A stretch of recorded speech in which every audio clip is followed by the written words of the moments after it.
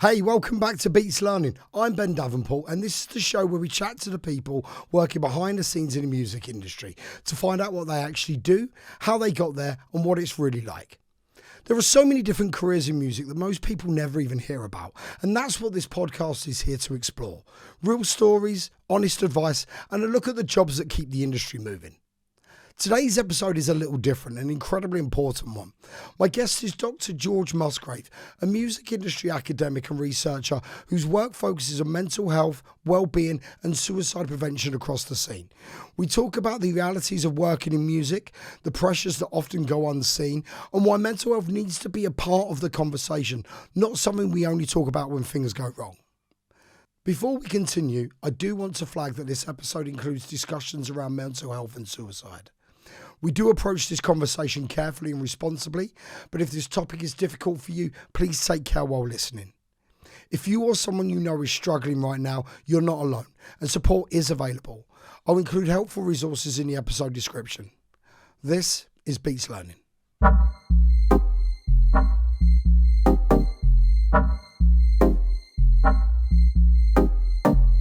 Before we jump in, if you're finding value in these conversations, please like, subscribe and share the podcast with someone you think might be interested. It really helps us reach more people and keep having important conversations like this one. And now that's done, it's my pleasure to introduce Dr. George Musgrave. Well, Dr. George Musgrave, welcome to Beats Learning. Thanks for having me. Now look, George, thanks for coming on. And look, there's a lot of things that we've got to cover today, and a lot of very important things. And this podcast is actually coming out in January, and I think one of the time of year when, if anything, this is actually a very important topic to cover as people look at their new year and what they've achieved and reflect on the previous year. But before we get into it, and I'm obviously trying to take in the tone down, I really would love to know where music started for you. What was the passion? What was the drive? Where did the love come from? I suppose like going back a long way, like when I was young, my dad was always in like bands and stuff. So he used to go and play in like working men's clubs and stuff like that, playing like Eric Clapton covers and things like that. So I used to see my dad playing guitar and things a lot growing up. And then I guess I've got like a much older brother who like always played guitar and stuff with my dad, although I didn't see him like that often. And then my older brother, I remember hearing like rap music coming from his bedroom. He's like 10 years older than me. Ah, fair. So I remember hearing like the Ice Cube album called Lethal Injection coming from his room. But he also used to go out to places like, we used to live quite near a place called Skegness. Yep. And they used to have these raves in like the 90s called like Skegness Pleasure Dome. So it was like hardcore raves that he used to go to. So he used to have like hardcore tapes that he would play. And I was always really interested in that. I thought that was kind of like exciting sounding music. Yeah.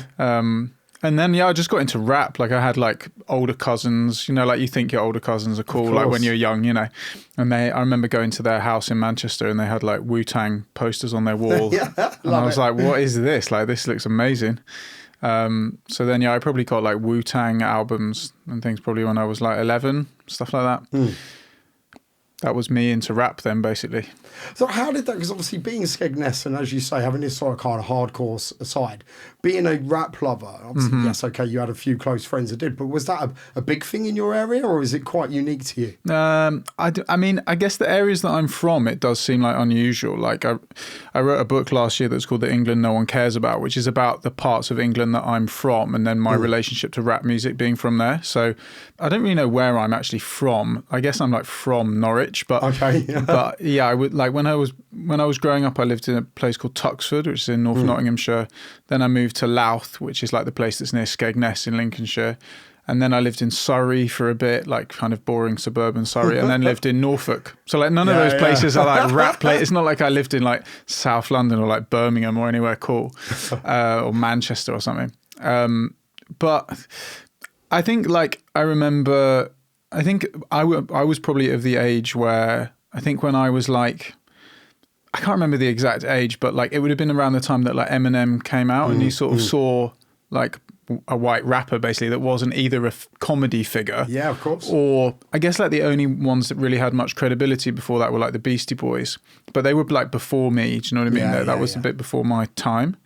I think then what like really, that like my interest in listening to rap, I think just came from the fact that like I just thought these guys were cool, and like it sounded cool, like the way that, like rhythmically, the way it moved, and a lot of it was like I thought was powerful to listen to at the time. Like when I went to my cousin's house when I was young, I remember stealing from their house. They had 2 tapes. They had Wu-Tang Forever and they had Thug Life, the Tupac album. And I just remember thinking, wow, these are just like amazing stories, and they were stories that were so different, I guess, like to my life, and they were just like men telling interesting stories. They were just compelling to me. Especially when I was like quiet and like a bit geeky. They just seemed people that were really like unashamedly who they were. It was quite like, I don't know, they were just like compelling to listen to. But I never really thought like I wanted to do it. But then I think the thing that made me want to do it was Mike Skinner.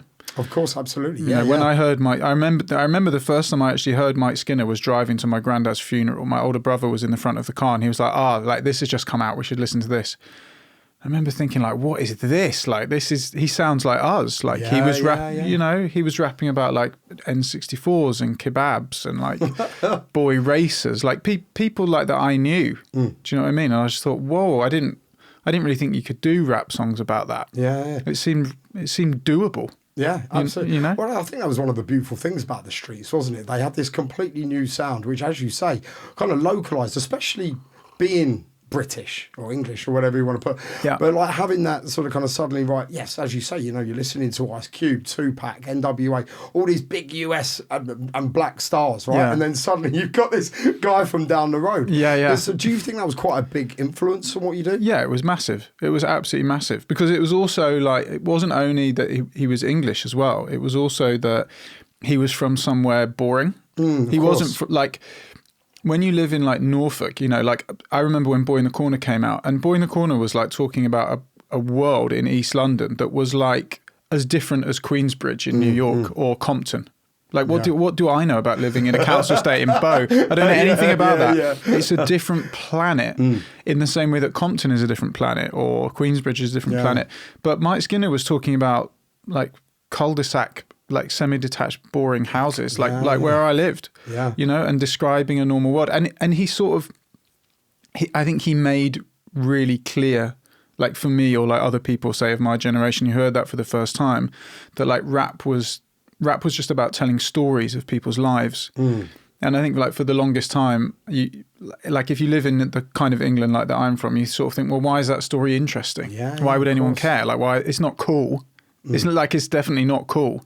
It's just like drinking White Lightning on like playing fields and stuff. Do you know what I mean? Like, there's nothing cool necessarily. It's just it seems ordinary. Well, the thing is that, as you say, for yourself, it was the relatable element, right? I think, you know, coming back to your point about rappers talking about living in the hood and everything like that, you know, they've got a strong following because how relatable it is to other people in that situation. Yeah, right. Actually, for someone like yourself, as you say, as much as you love the music, it wasn't necessarily relatable to suddenly have that. What a big thing, right? Yeah, exactly. And that's the thing. Like, it wasn't relatable, the American rap music. In a way, like as I got older, I sort of realized. Like I had this experience that I remember. I can't remember how old I would have been, but I remember getting the Mobb Deep album, The Infamous. I remember not being able to sleep or something one night, and I had this album, and I thought, I'm just going to listen to this, and I put it on headphones, and I remember listening to it in the dark, like it must have been like 2:00 in the morning or something, and being like, this is like going to the cinema. This, and when I got older and did like anthropology at uni and like sociology, I was like, this is anthropology. Like they are describing a world and a culture and a society that's not mine. But it's like at uni, I was learning about like anthropological studies of like the Trobriand Islanders by like Malinowski. And I was like, that rap album is the same. Yeah. Right. It's just written from within it. And then Mike Skinner was that. But we just had a closer parallel, you know? So I thought, right, I'm going to do mine. Like, and my rap songs, they were literally just about, you know, like the first one I ever wrote, like there's this strip of road in Norwich called Prince of Wales Road. Yeah. And all it is, it's like they have them in every town. They don't really have it in London so much, but in every like regular town in England. Yeah. And it's just a strip of nightclubs and bars and kebab shops. That's all it is. You know? And between like 10 p.m. and 4 a.m. it's chaos. Absolutely, of course. Yeah. That was what I wrote about, you know, that life. Well, that's actually instigating. I'm just going to quickly just double check the name, because you've got The England No One Cares About. which is obviously the book, and I don't want to jump ahead too much. I know we're going to get onto one of your other books in your studies in a bit. Yeah. But that sort of book itself, obviously the inspiration from your life, right? Yeah, the book is basically just about my life. I mean, I had a big section at the end that was like, I wonder if this whole exercise has been like a bit narcissistic. But originally it started out as just at basic. What inspired it is like years ago when I was younger, I remember getting a book called The Wu-Tang Manual. And it was like, and RZA had compiled it, and they were basically all of the Wu-Tang Clan's rap lyrics, but like annotated. Yeah, yeah. And Jay-Z did a similar book a couple of years after called Decoded, where he had his rap lyrics in and he wrote about them. And I was like, I'm going to do this for mine. Love it. Like, I don't care. Like, I don't really mind if no one is really that into it. But I'm just going to annotate my lyrics because I thought they had some anthropological insight, even in a modest way.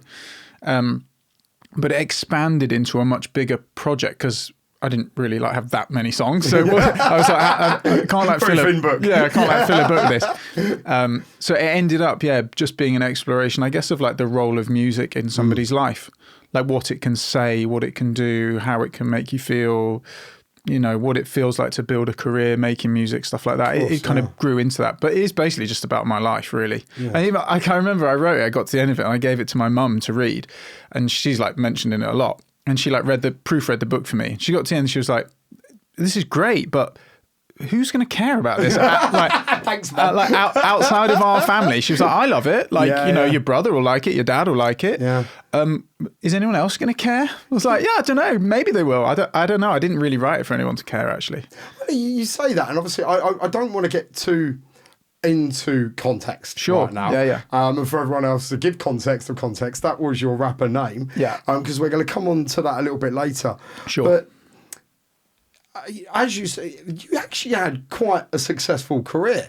You know, you were the first non-signed artist to be aired on MTV, if I'm not mistaken, MTV Brand New. The MTV Brand New list, yeah. You had a whole array of support and collaborations, if I'm not mistaken, from like the likes of Ed Sheeran and Mike Skinner as well. You know, so actually people did care. Yeah, for sure. Yeah, so she was more saying like, I wonder if anyone would care about the book. I mean, I guess I'm very like proud of what I did. Absolutely. Like in music, you know, it was great. It was like an amazing period in my life. It was like an amazing decade. You know? Whether or not it was successful, quote unquote, I don't know. We'll probably come back to this, right? Because the way that intersects with like well-being and stuff.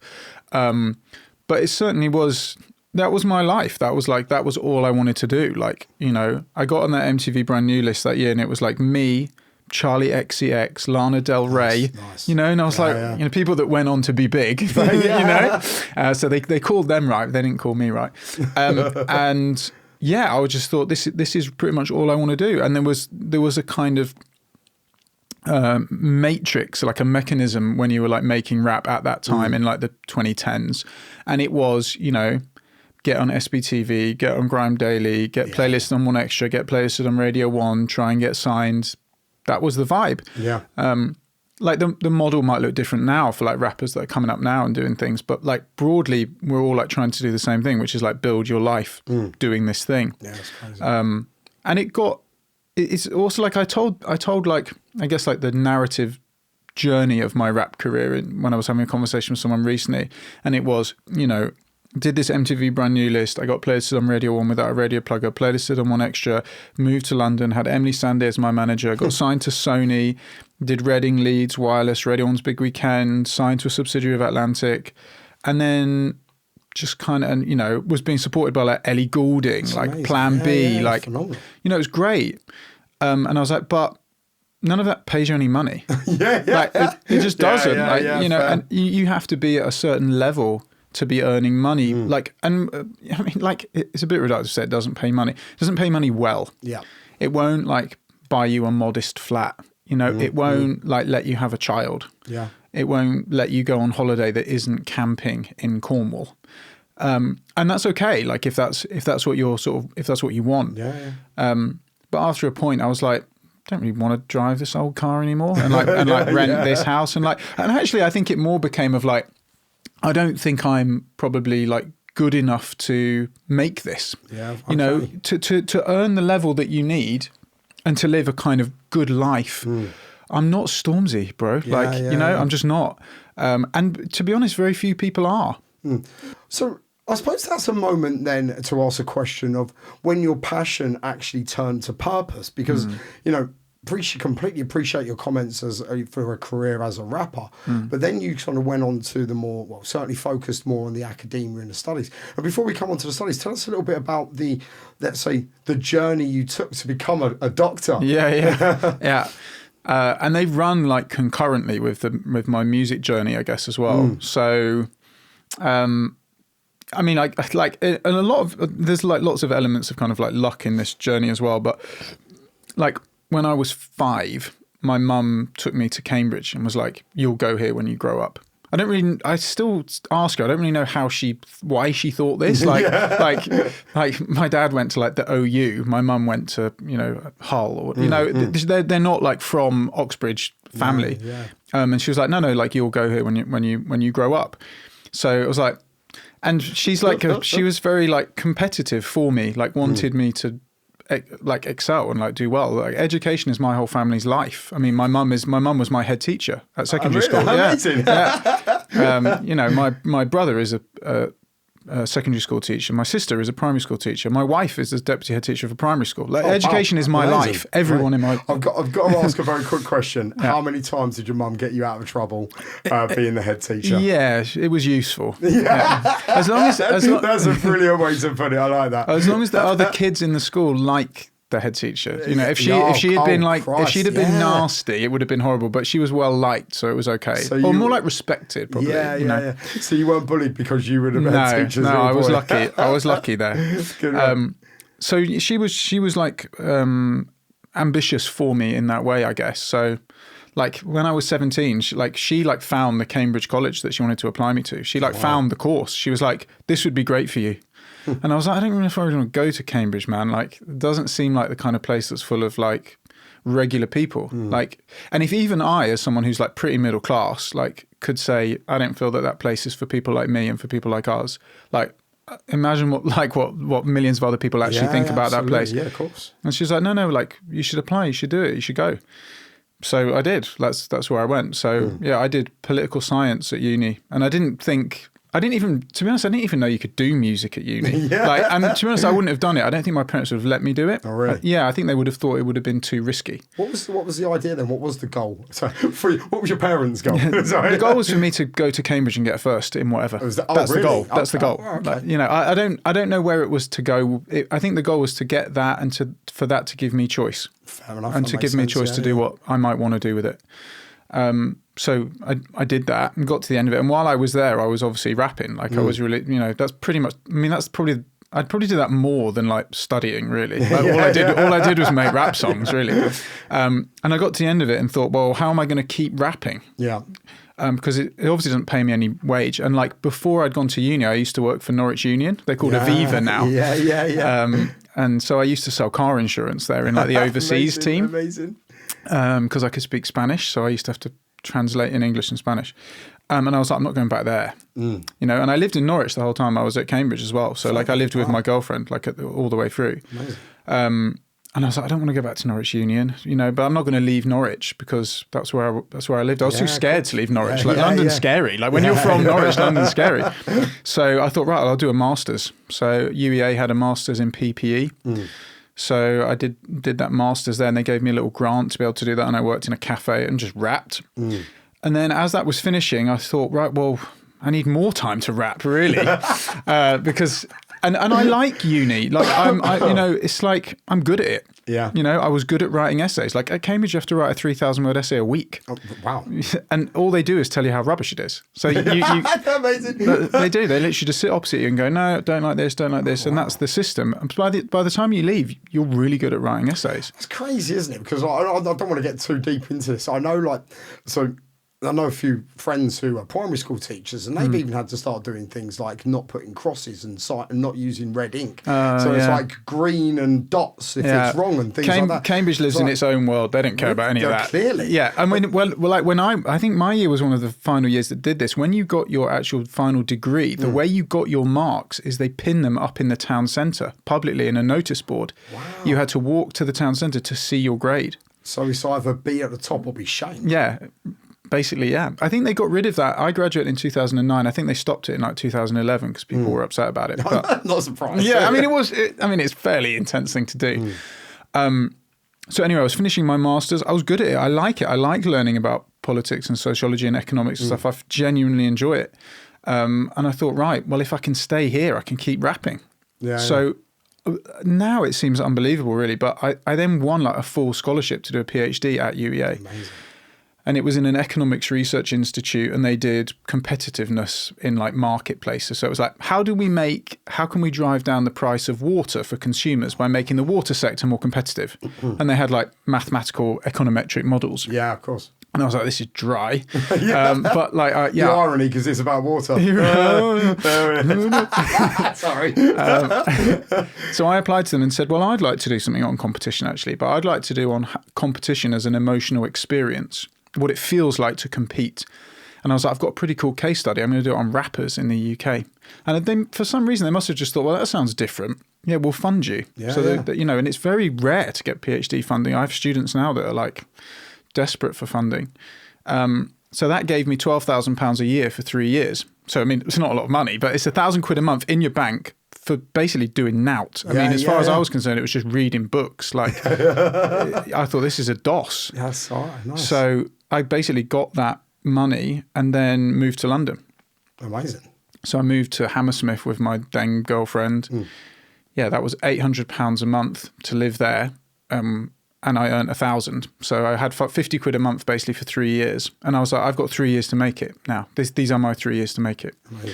And at the end of that 3 years, I just thought, well, you know, the best case probably scenario is I pass my PhD and I end up signed. That's like the best case scenario. That would be a win. Yeah. So yeah, I basically ignored the PhD. I like barely did it. I mean, it's like, it sounds quite mad now, but for probably at least 2 years, I did pretty much nothing. I just kind of kept them sweet with tidbits of work, but I didn't really do much. All I was doing was rapping, because right at that point, I just met my manager, and I remember when I first moved to Hammersmith, I remember thinking like, this place is like a dream. Like London is like a dream when you move here, because it's so vast and it feels like you can do anything here. Opportunity, right? It's incredible. Like when you're from like provincial England, London is like gold. And I remember having a meeting with him in Hammersmith where I lived. It's such a surreal experience. I took a photo of it on my phone, and he was meeting me and he was like, so I reckon 2 or 3 years we'll get you signed like to a major, we'll sign a publishing deal. I was like, I don't know what publishing is. Like, So he was explaining to me what publishing is. He said, I'll get you a booking agent, we'll get you a clothing deal. Like, let's make this happen. I remember thinking, wow, like this is real. And as I left, there was like a billboard outside Hammersmith Broadway, and it was a Maybelline advert, and it said like, believe in miracles. And I remember taking a photo on my phone and going, this is weird. Like, this is so weird. Yeah. So I was like, I'm going for it.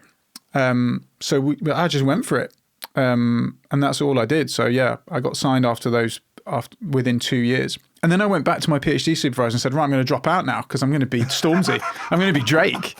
You spent that 36 grand over the last 3 years, but you're all right. And I was like, I'm going to drop out now because I've just been signed. He was like, you actually can't drop out. He was like, it's government money. You'd have to give it back. And he was like, so you've got to finish. So I was like, and actually that conversation is probably one of the most important conversations of my life, like of my academic life. Because if he'd have gone, okay, leave, what would I be doing now? You know, but he said, no, you've got to finish. And he was like, I don't think it's a good idea for you to leave. Like you can do this. Like you can finish this. And once you finished it, decide. But like, what have you got to lose by doing this? So that's what I did. And the project was like really, really interesting. The whole PhD was on, what does it feel like to compete for your dream? And none of it was about mental health and well-being, because I'd never really heard of those terms at the time. It was mainly about, I looked back, I did a keyword search in it the other day. I never used the term well-being once, but I used terms like, you know, angst, fear, loss, resentment, empowerment, fulfillment. And it was like the sort of double-edged sword of dream chasing, essentially. And at the end of it, I just thought, wow, I'd love to keep doing that. Because the PhD was basically, I wrote it about myself and I interviewed 2 other rappers, like one from like UK hip hop and one from grime. So there's only 3 of us in it. It was like, and I got to the end of it and thought, man, I'd love to keep doing this. But like university lecturing jobs are really hard to get. I mean, really very unusual to get. So I finished the PhD and was like, what am I going to do? Like, how can I become a professor? Like, because that's like my other dream. Because as this all happened, I got signed to Sony, and they gave me like what at the time was a lot of money, like several tens of thousands of pounds. Wow. And I thought, wow, I'm rich. What, a phenomenal advance? Yeah, for my advance. Like I thought, I'm rich. Like, £60,000. Like I'm from Norwich. Like I'm rich. You can buy a house in Norfolk for £60,000, or you could 15 years ago. I thought, wow, I'm rich.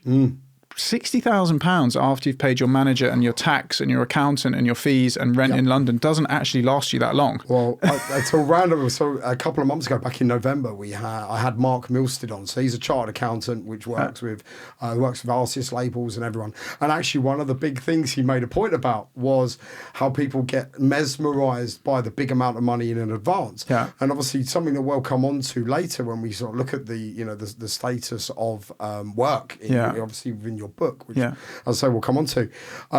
He mentioned that, everyone gets mesmerised by this big injection. It's like, actually, this might have to last you 2 years. 60 grand over 2 years, especially if, let's be honest, you get that, you probably went a bit crazy day one, bought a couple of bits. I literally went to Paris and I ate in Michelin-starred restaurants. Like that's the first thing I did. Like living the dream for 2 minutes. I went down to BMW Park Lane, bro. It's like, that's what I'm going to buy. Like not cash. I'm going to lease one still. Of course. But it doesn't last you very long. And so I thought it was almost like once that advance hit me, I was like, okay, now I've got another 2 years, but to make it sustainable. Initially my thing of like, when I started my PhD, I was like, you got 3 years to make it. The 3 years to make it means 3 years to get some money or to have a sign that it's working. Because there might be a sign that like, you're not really nailing this, and it's time to stop. But to me, getting signed to Sony was a sign of like, it's working a bit. Like you'd like to think so. Right? Something's working. Yeah. So I paid for 2 years rent up front in advance in London and thought that's my 2 years, to make it. And I didn't, I got to a level where it gave me bits and bobs, but it didn't give me enough to live. So I finished my PhD and then took a job in a secondary school. I was an economics teacher in a secondary school. If you don't mind me coming back to the end of context, how did that feel? Sort of kind of, as you say, look, thankfully you've gone down both routes. So you've got this sort of kind of alter ego / backup plan, plan if you want to put it that way.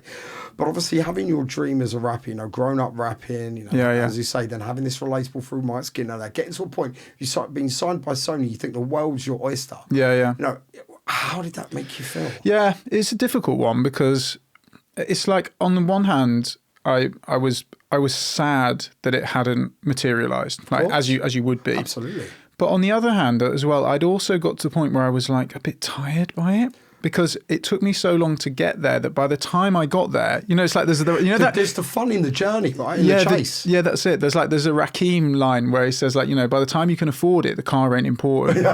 And it was solid. Yeah, it was like that a bit because I'd got signed and I'd given the label the singles and I'd shot the videos and they were like, you're not like a priority act for us right now. So we'll shelve it and we'll just see where it goes. And after a while I was like, this is just long for me now. Like it sort of stopped being fun. It became more frustrating and disheartening than it was enjoyable for me. And I just thought, I've just had enough, really. Was there a moment that actually sort of kind of was the trigger, let's say? Not really.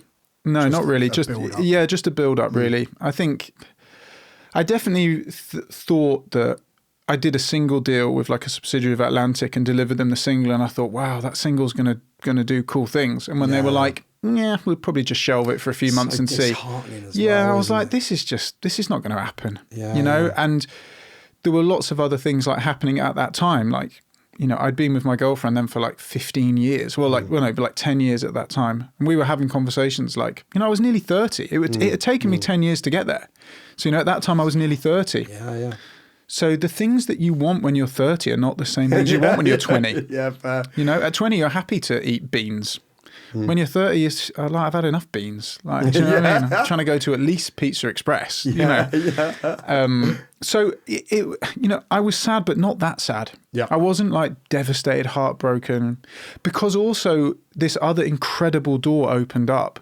And it actually opened up because of music. I was in the studio with this producer and we were working on this tune, and it was like a remix of Born Slippy by Underworld, and he was, producing the beats and stuff. And I was saying to him, it's good, like the music's cool and stuff, but, I'm thinking I really want to do more research. Like I'd love to like continue my PhD, do a research project, and like I want to be a professor. Like that would be a dream for me to be a professor. And he was like, oh, my mum works in a uni. And I was like, oh yeah, well, like what does she do? And he was like, oh, she lectures. She lectures about music.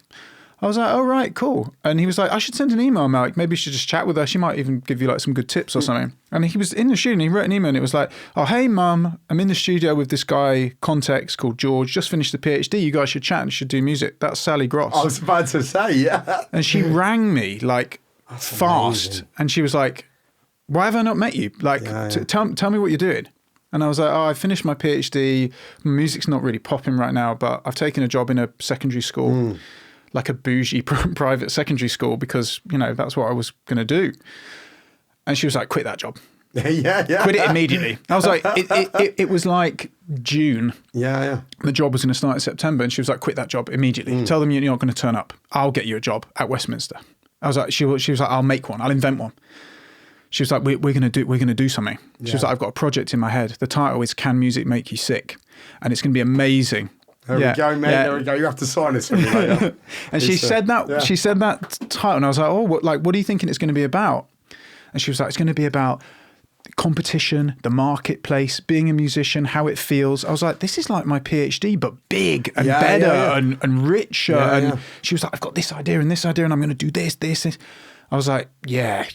You're cool. Yeah. Well, it actually led to being literally the landmark study for musicians and mental health. Yeah. I think over 2,000 people were a part of that. Yeah. And we'll get into the book properly in a second. Yeah. But just before we jump into that, I'd like to just quickly touch on your other studies, because some of your other studies as well, as well as what you did for this book, have actually led to parliamentary change and new code of conduct. For example, I look at what you did in Denmark, for example. That changed the national code of conduct, which I believe affected over 70 music businesses in that country, directly benefited the musicians. You've obviously recently as well got India, and you've done literally the biggest survey there of musicians in the country. So tell us a little bit about what inspired these, because obviously you're going global now as well. Yeah, it's very cool. It has become it's become bigger than even I imagined it would be. And the thing is, it is broad. Like I very much like broadly see it as like a continuation and expansion, like of my PhD. Absolutely. Really, but very fortunate and really fortunate that I met Sally at the time that I did, because the genesis of that idea that she had was like inspirational. Like it absolutely like inspirational to me. So the thing with these studies is they were like designed, almost all of them, they're designed in a way from the beginning to be like, how are we going to improve people's lives from doing this? Not just like, I'm going to write an academic paper and 5 people read it and this and that, because I think a lot of like the academic studies that I've done, they've been informed by the fact that I was a rapper. Being a rapper makes you very conscious of being like public facing, hustly, networky. Like that's the whole reason I got my job. So these studies, like for example, Can Music Make You Sick was a study that was funded by Help Musicians UK, a charity. Absolutely. And their whole thing was, we want to launch something. We've got some money. We're going to launch something, but we don't really know what we're going to launch, because we don't really know how big the problem is. We're not really sure how it's going to look. And Sally facilitated those introductions there. And together we ran this survey, and it was, the question was like, okay, well, what can we do with this? And we had a whole host of suggestions that we were thinking at the time. And they were obviously taken with this notion of like, let's open a 24/7 helpline for musicians. Music Minds Matter. Like every year they publish a report of how many people call that helpline. It's just like, I just feel like amazingly proud every time I see that. Like most recently I looked at this and I did like the statistics for like since that helpline was, no, not since it was launched, but since like 2021. Correct, yeah. And it's like nearly 2,000 calls a year. Yeah, I was going to say, I checked into it myself, obviously, prior to this. Over 8,000 calls in the last, for less than 4 years. Yeah, and 8,000 funded therapy sessions as well. They funded, you know?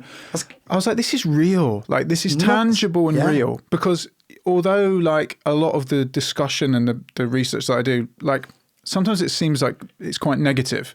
So sometimes I go to panels, like I was at like, it's called ESNS or whatever in Groningen, or Reeperbahn Festival in Hamburg, like lots of music industry festivals. Like the music industry relies on you being positive and upbeat. Yeah, it's an enthusiasm industry. Yeah. So when you're like dressed in all black and you turn up and tell them suicide statistics, they're like, but the thing is, there's two elements to that though, right? One is that after I do talks, often musicians come up to me and they go, that was real. Like what you just said was real. So I think like you get it, right? So if the people running like big organizations think it's being downbeat, like the musicians know like what I'm saying is real. And it touch people's lives, like for the better. So, you know, it's all good. Do you know what I mean? It's in the right direction. Yeah, absolutely.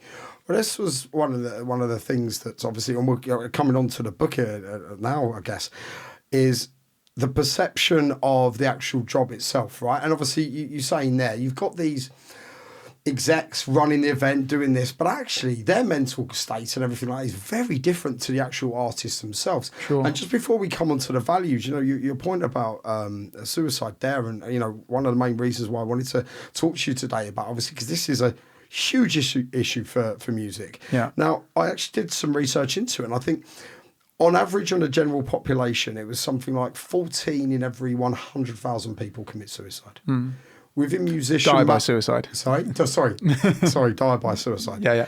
Apologies. No worries. But for musicians, or certainly male musicians anyway, it was 138 per 100,000, which was 10 times higher. Yeah. I think in the US, music was rated the third highest rate of suicide. Yeah. Which is just absolutely insane. Yeah. So those statistics you're quoting there, they're from the CDC in the United States, where men, musicians, singers, they call it musicians, singers, and related workers. Yeah, their suicide rate is 10 times higher than the national average, and it's the third highest in the United States. Crazy. And amongst women in the United States, the occupational group that is slightly broader, but it includes musicians, and it's called something like art, design, entertainment, media. It's something I can't remember the exact name. That's the highest female suicide rate of every single occupation in America in like, I think it's 2012, 2015 and 2021. I mean, it's vast. And like in England, so the Office for National Statistics data is in England, the suicide rate among the category in England is called musicians, actors and entertainers. So again, it's slightly broader, but musicians are part of it. That's the third highest suicide rate in England. And the only thing higher are construction workers, the construction industry. And there's a wild statistic as well, which is there's an occupational category called culture, media and sport workers. And within that category, musicians, actors and entertainers are the most at-risk group. So in that category, the rate of suicide among men relative to men in the general population is 20% higher. And among women relative to women in the general population, it's 69% higher. Yeah. And that's ONS data. That's crazy. I read that too. Yeah. And we published this like a couple of months ago, this paper called like Musicians, the Music Industry and Suicide. It was mad. Like global media coverage of this, mad. And I think people saw it and were like, the reality is worse than the story. Yeah. It's worse than the 27 Club and Amy Winehouse and this, because that's just, often that gets like, conceptualized under the umbrella of fame. Yeah. I mean, fame is an impactful variable on mortality, like 100%. But I think when people saw that, they were like, ooh, this isn't just celebs, who might be living life to excess. Or any other way that it might be explained away or kind of even romanticized. Yeah.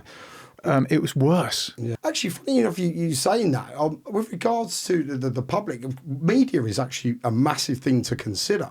And before we come on to actually sort of your book and the statuses, the media itself really does drive things. Now, I was looking into how suicides are affected by media coverage. And one of the big things is actually when you do see a celebrity, and obviously I certainly want to come on to the non-celebs in a second, but actually even just seeing a celebrity die by suicide, the effect on everyone else suddenly, I think the rise was something like 13% on average over the next 2 months after a suicide. It's just crazy. It's really intense. So I don't know the precise statistical figure, that may well be right, and I know that it kind of varies by context and it varies by like geographical location. But like I'm particularly interested. This is called like, I don't know if it's pronounced like the Werther effect or the Werther effect. I don't know how it's pronounced, but that's this idea that yes, when it's sort of seen publicly like that, it can lead to like imitation in some way, and that's particularly interesting. I don't know the extent to which that does occur. I'm not really a sort of specialist in that, but I have seen some really interesting data, for example, in like South Korea, where this death in this way is a really serious problem. I mean, South Korea has one of the highest suicide rates in the world.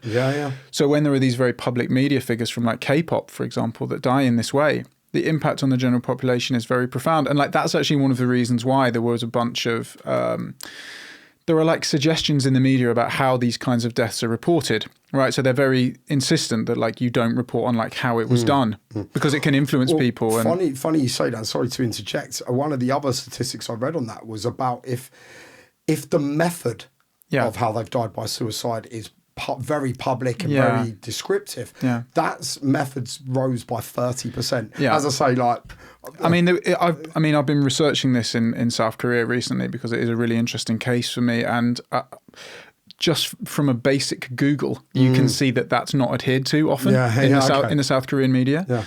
And you learn things that you wish you hadn't learned. Of course. Right? Like I was reading things like, oh, you can do it like that. I wish I didn't know that. It's demonstrably a huge problem. So like a lot of these like mental health in the music industry studies that I've done, they've had these kind of like not tangential, but these like spheres of other things that I've looked at around it, whether it's like suicide specifically or social media and mental health on another one or whatever. And it's like a sort of endlessly fascinating, endlessly bleak, but also endlessly inspiring conversation to have, because ultimately all these conversations are about no other industry would tolerate this. You know what I mean? And they don't. Like I've just seen this week on like LinkedIn, there are these like new guidelines and stuff for the construction industry to help reduce suicide in that particular industry. Great. Like that's wonderful. That's absolutely right. In music, there's this kind of frustrating, like maybe even acceptance by some. There's like, well, they're tortured artists, you know. Come on, man. Like no other industry would accept loss on this scale. Actually, funny enough, that's one of your good key points at the start of your book, is the fact that artists are just generally misunderstood. They have this interpretation or perception that, to be an artist, to have good lyrics, you've got to have lived a life. You've got to have had this, hardship. And that's what instigates your struggles. Or actually, it's all the other factors. And actually, there's a great segue into your first point, which is the status of work. But just before we do that, I just want to hopefully kind of lighten that part a little bit, because I don't know if you've heard about the Papageno effect. Yes. So this is the other way round. It's actually if celebrities have not died by suicide, or they big up preventative methods. So there was a rapper, Logic, right, and he did that song where the lyrics are like a suicide prevention helpline. I read a really interesting study where they were trying to like model the number of kind of essentially deaths that prevented. It's very interesting. It's really interesting. It's like this notion that like music might be a mechanism that could help in some way. Therapeutic. But interestingly doesn't help the artist. To traumatic. Well, once again, a tagline for you, right, is the therapeutic to the traumatic. You've got the people who listen to music to make themselves feel better. It is very emotional. But then we do come onto the traumatic side, which is the actual artists themselves. But look, let's take that as an opportunity to move on to Can Music Make You Sick Properly then. And obviously talking about the three statuses: status of work, status of value, and status of relationship. We'll start with the first, the status of work. In your own words, what is that? Right, so these three statuses that come through this book come from an attempt by me and Sally to flesh out a sociological conceptualization of why anxiety and depression might be so high in this group, that's looking at working factors. So I don't profess to be a neuroscientist or know anything about the brain. So like maybe there are brain things going on, but that's not what I know anything about. So we are delineating these three sociological components that might explain the rates of anxiety and depression, principally, is what we're looking at there. So the status of work is us saying, like, what does it look like when you start conceptualizing music as employment, when music changes, the way that you see and perceive music changes from being, a form of leisure and enjoyment, a hobby and fulfillment, into work. Yeah.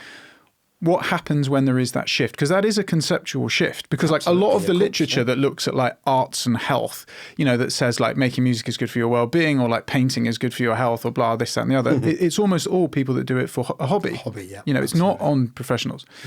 Or I don't even know what the term professionals means, but people do it for work. Yeah. So we said, what happens when it becomes work?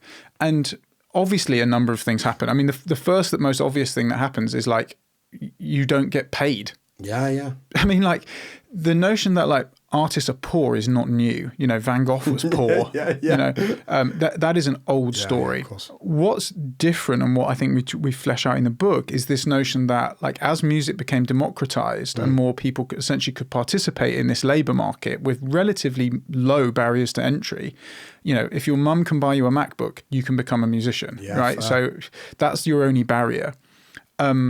There became this notion that it was a quote unquote viable career for many, many people. And this coincided with a kind of technological revolution, which led to things like the long tail theory. And the long tail theory was kind of said, well, with the emergence of streaming and the new music economy will allow like a healthy middle class of musicians to exist. Well, that's not happened, bro. Like, no matter what Spotify loud and clear say every year, yes, more people might be earning over X thousand dollars a year. More money, but there's more people. It's spread even thinner, right? Absolutely. And it comes down to like competitiveness. It's competition. So, the sort of prosaic financial reality is hard. Living a financially precarious life is hard, whether you're making music or whether you're a cleaner. Like, it's hard. But what... And so that's not novel. I mean, there are a number of like novel things I think you can add into this. Like, like data from the Intellectual Property Office last year showed that 37% of musicians in the UK earn under £5,000 a year and 49% earn under £10,000 a year. Well, $20,000 a year is minimum wage. So the vast majority... Well, not the vast majority, certainly a majority earn less than half of the minimum wage, which is relative poverty. So, and the average wage, and the thing is that average is enormously skewed by the top end. So it's skewed by the fact that the average wage for somebody signed to a major record label in the UK is about 53,000. That's their average annual wage, which is like pretty good, but it's hardly Elton John. And the average wage for somebody who's a self-releasing independent artist in England is about £12,000. Wow. Right. So do you want to live on £12,000? Like, no, like there's no money in this game. There is money. Like, I'm being slightly reductive. Of course there is money in this game. Stormzy earns money. Drake earns money. Like Krept and Conan have earned money. Like, there are people that earn money for sure. But in the same way that if you go into a football academy and meet a bunch of boys and now girls, like when I was young, it was only boys that went into football academies, but like boys and girls that want to play football, maybe one out of the entire northern region of England will become David Beckham or whoever, whatever. That's the game. But there was this idea that it wouldn't be like that, anybody could make a living doing this. Most people don't. And so what the status of work says is like, what does that do? And one of the things that it does is it forces musicians to engage in quite a kind of unstable evaluative exercise around what does the term success mean for you? Because you can get this incredible scenario in music, which is, I'm not saying it's unique, but it's certainly unusual, where you can have a very high level of what appears to be cultural prestige and acclaim while having no money. So like, and actually vice versa. Of course. So there's two people that we spoke to in the book where we asked them, we asked everybody, do you feel successful? What does success mean to you? And one of them at the time was like #1 in like 10 countries. And he just finished performing like with Calvin Harris in Las Vegas. Like he's a big deal in dance music. Yeah.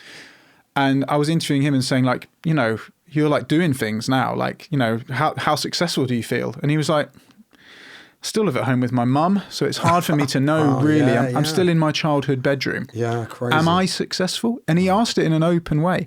Now, the flip side of that is we also interviewed like a jazz drummer who was in like his 40s, who had built a life as a musician for the last 25 years, performing in venues, touring around Europe. No one would know who he is outside of his niche genre. He's getting hardly any streams on Spotify, but he earns a living, a modest living, but he's not big. And he said, well, I can earn a living just about and support my family, but I can't really turn it into anything more. And I'm certainly not like really widely well known like for my artistry or really respected above like a particular level. Like, am I successful? The thing is, both of them, the answer could be yes, and both of them, the answer could be no. Yeah. And the fact that it is so financially precarious forces you to engage in an exercise of that yourself personally. Yeah. And you have to subjectively adjudicate your artistic goals and your life goals. Which is very difficult to do, right? To actually stand back and be constructively critical of yourself. It's very hard. Very difficult. So the status of work is a lot of it is around that. It's around the notion of your income, your employment, what success then feels to you. And then kind of related to that, we also went on to explore like, what does the future look like for you? Yeah. And the future is an anxious place. You know, for many of us, the future is an anxious place. Absolutely, yeah. But, you know, I earn a salary now, and pending something terrible, which could happen, you know, the students could stop coming to Goldsmiths or whatever. You know, people are made redundant from university. Like a lot of people are. Many of my colleagues were. But you cross your fingers and hope that doesn't happen. But if I want to project where my kids will stay in primary school, I can. Yeah. Many of these guys in this book can't. Yeah. You don't know where your life will be in 5 minutes, let alone in 5 years. Well, one of the sort of kind of key topics you mentioned is the instability, right? And whether it is a case of chasing the next gig or not knowing where you stand. As you say, even like you look at the guy who supported Calvin Harris, you know, okay, he might be having a moment right now where it looks great, but as you say, look into the future.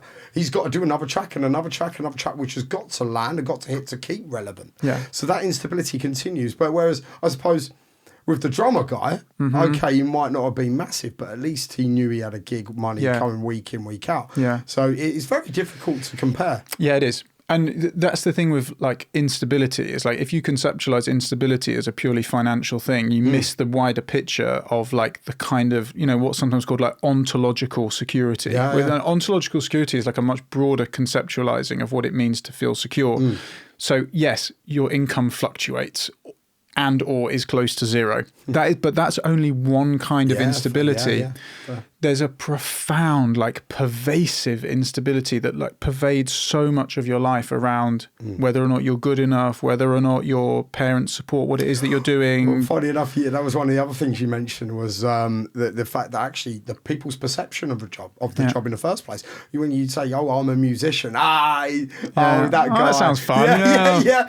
And also, nice hobby. Yeah, well, that's the point as well. It's just like, you have what was the one thing? Something you said was something like in the terms of, oh, they should have to bear that because they're following their passion. Yeah, right. Which for me was just mind blowing that could still be the way, you know, interpreted like that, especially when you see the industry as global and as big as it is. You know? Yeah, the thing is the focus on like the global success of the music industry, or like the music industry contributes 8 billion a year, or whatever statistic you find.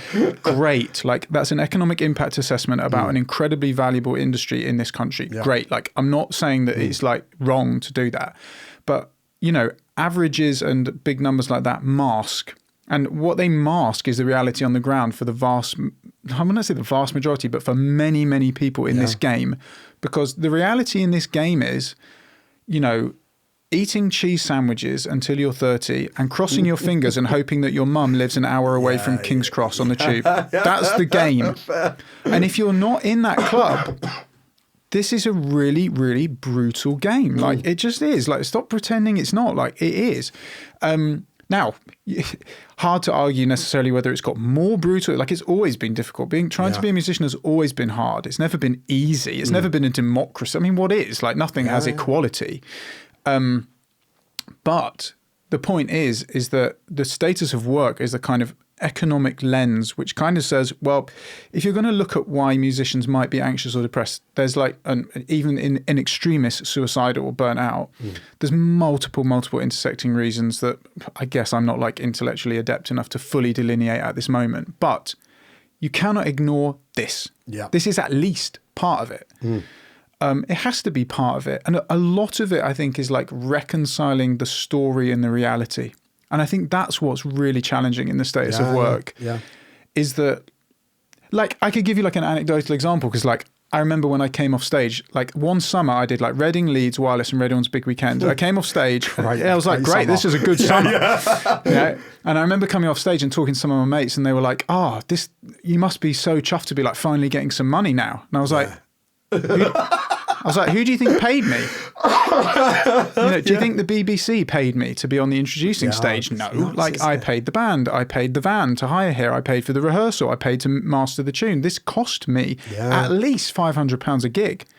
But the clout was immense. Because all you do is you build clout in order to try and sell clout. Your whole company's a bit of an investment, really. Right, That's the idea, right? Yeah, right. Yeah. They're like little startups in a way. But I probably would think that because I have like an economics, other people would say, no, that's too much of an economics prism.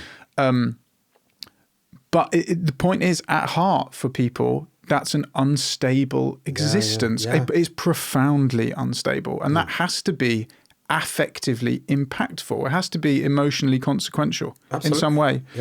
So that's what the status of work is delineating. It's probably putting more of an economics hat on and saying, what's the impact of the economy? And each status is a different hat. So the status of work is the economy, status of value is culture, and status of relationships is sociological, about relational. I mean, we can talk about the others if you like, however you want to do. But yeah, absolutely. Well, look, I think next is really the status of value, right? And, looking when you first started doing the study itself for Help Musicians, obviously this was back in 2016, 2017. Now, don't get me wrong, obviously social media was still about then, but actually the way that it's perceived and seen now has drastically changed in that sort of kind of 8-9 years. And one of the things I really liked what you said was, and if anything, back in the day might have subconsciously given some stability, is the clear progression or the clear milestones or goals, like for example, getting signed, getting on a stage, getting on the radio, getting on a magazine. Obviously, a few things you mentioned. Whereas now, all that's been really stripped away. Let's be honest, the charts really, who really cares about that anymore? And then obviously you've got this noise on the social media. Everything's about likes and followers. One of the other things you also mentioned, and not doing too much talking, but one of the other things you mentioned as well is the actually to express it, putting even emotion into your tracks. And if that doesn't then land or hit, actually you're not just losing your own status, your own worth, your own value through lack of followers or whatever, or numbers, but actually now you're getting a direct subliminal or subconscious attack in some ways. The thing is, like, it's immensely like vulnerable. Absolutely. You're doing something that's immensely vulnerable. You've summarised my 2 minutes of talking in one hit there. Thanks, man. I appreciate that. But the thing is also, it's like the work necessitates a level of emotional vulnerability because that's what you do. Like, you write a song that is emotionally vulnerable, and then the idea is like, it's a funny like situation for people to be in, right? But like no one writes music for no one to hear it. They write music to be heard. Now, you might not want to be heard like Taylor Swift is heard. You might not want billions of streams, but no one writes a song for just them to hear it, but you are sharing something profoundly vulnerable. Absolutely. And so what the status of work goes on to look at is like, how does that vulnerability manifest itself in like various spheres of your life?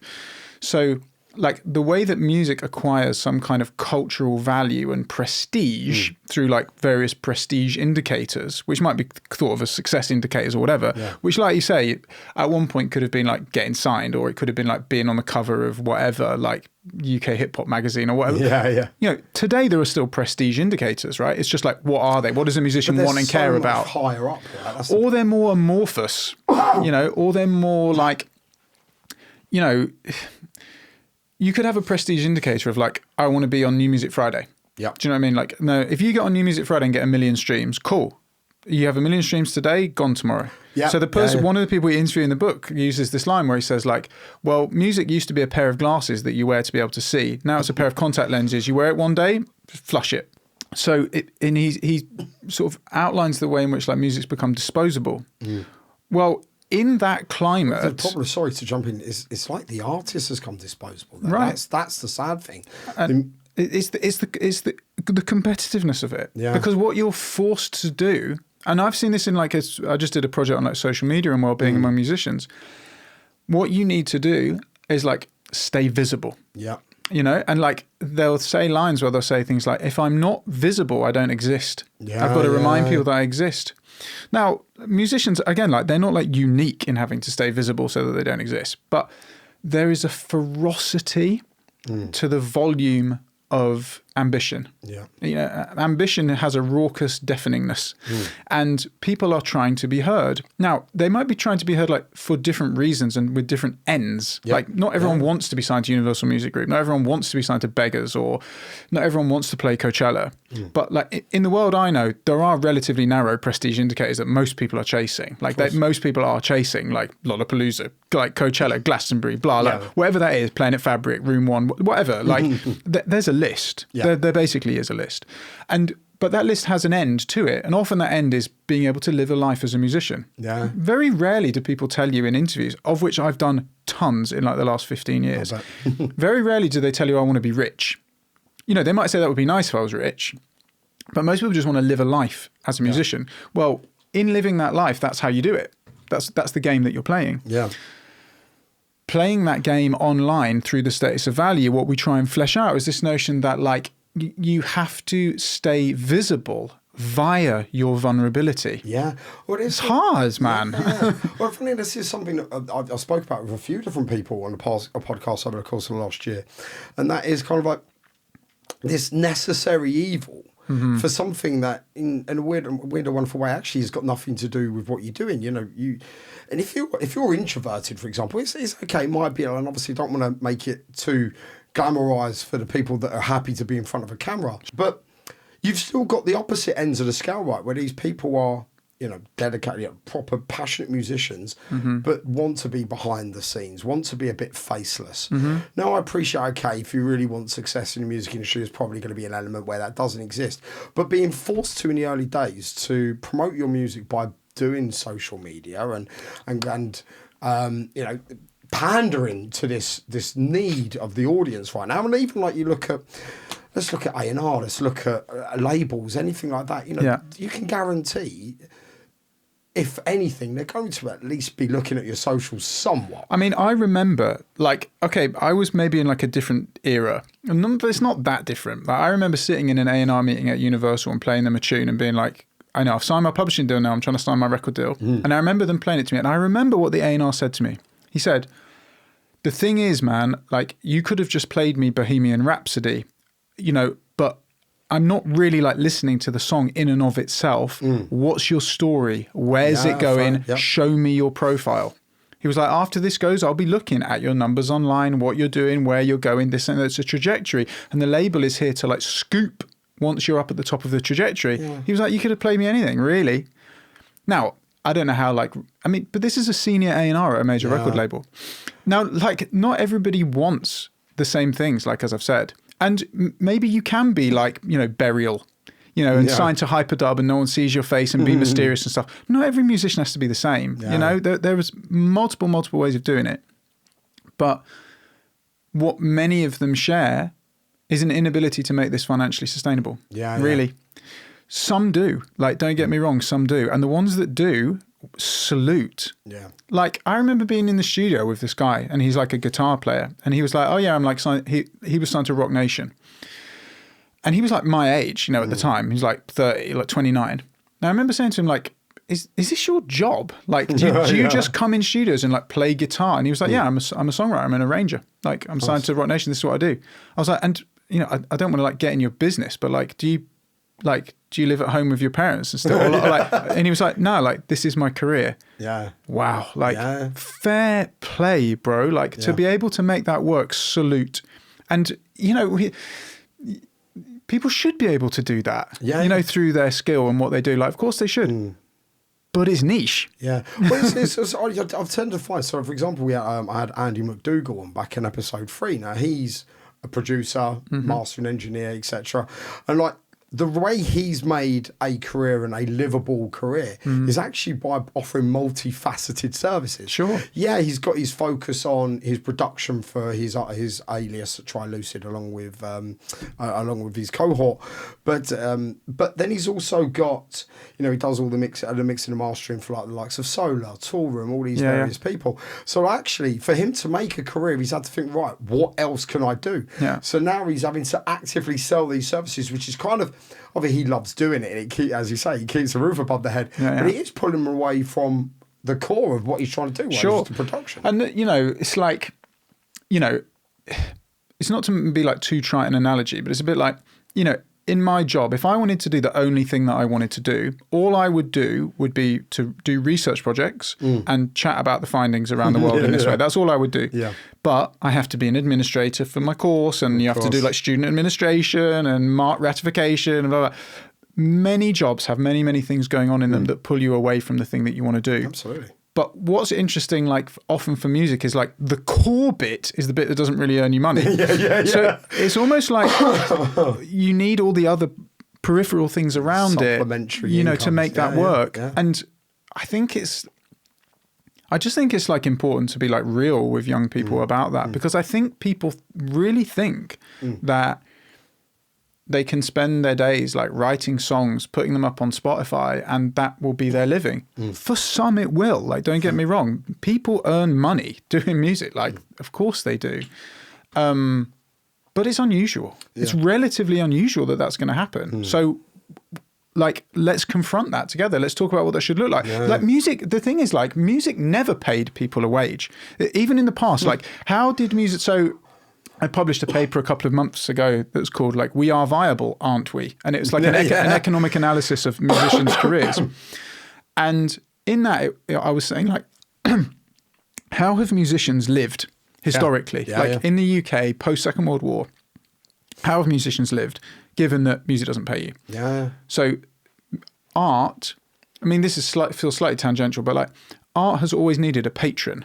You know, Michelangelo had the Pope as a patron, or like musicians in like, you know, the royal courts of Prussia, whatever, had like a patron. Art always needs a patron.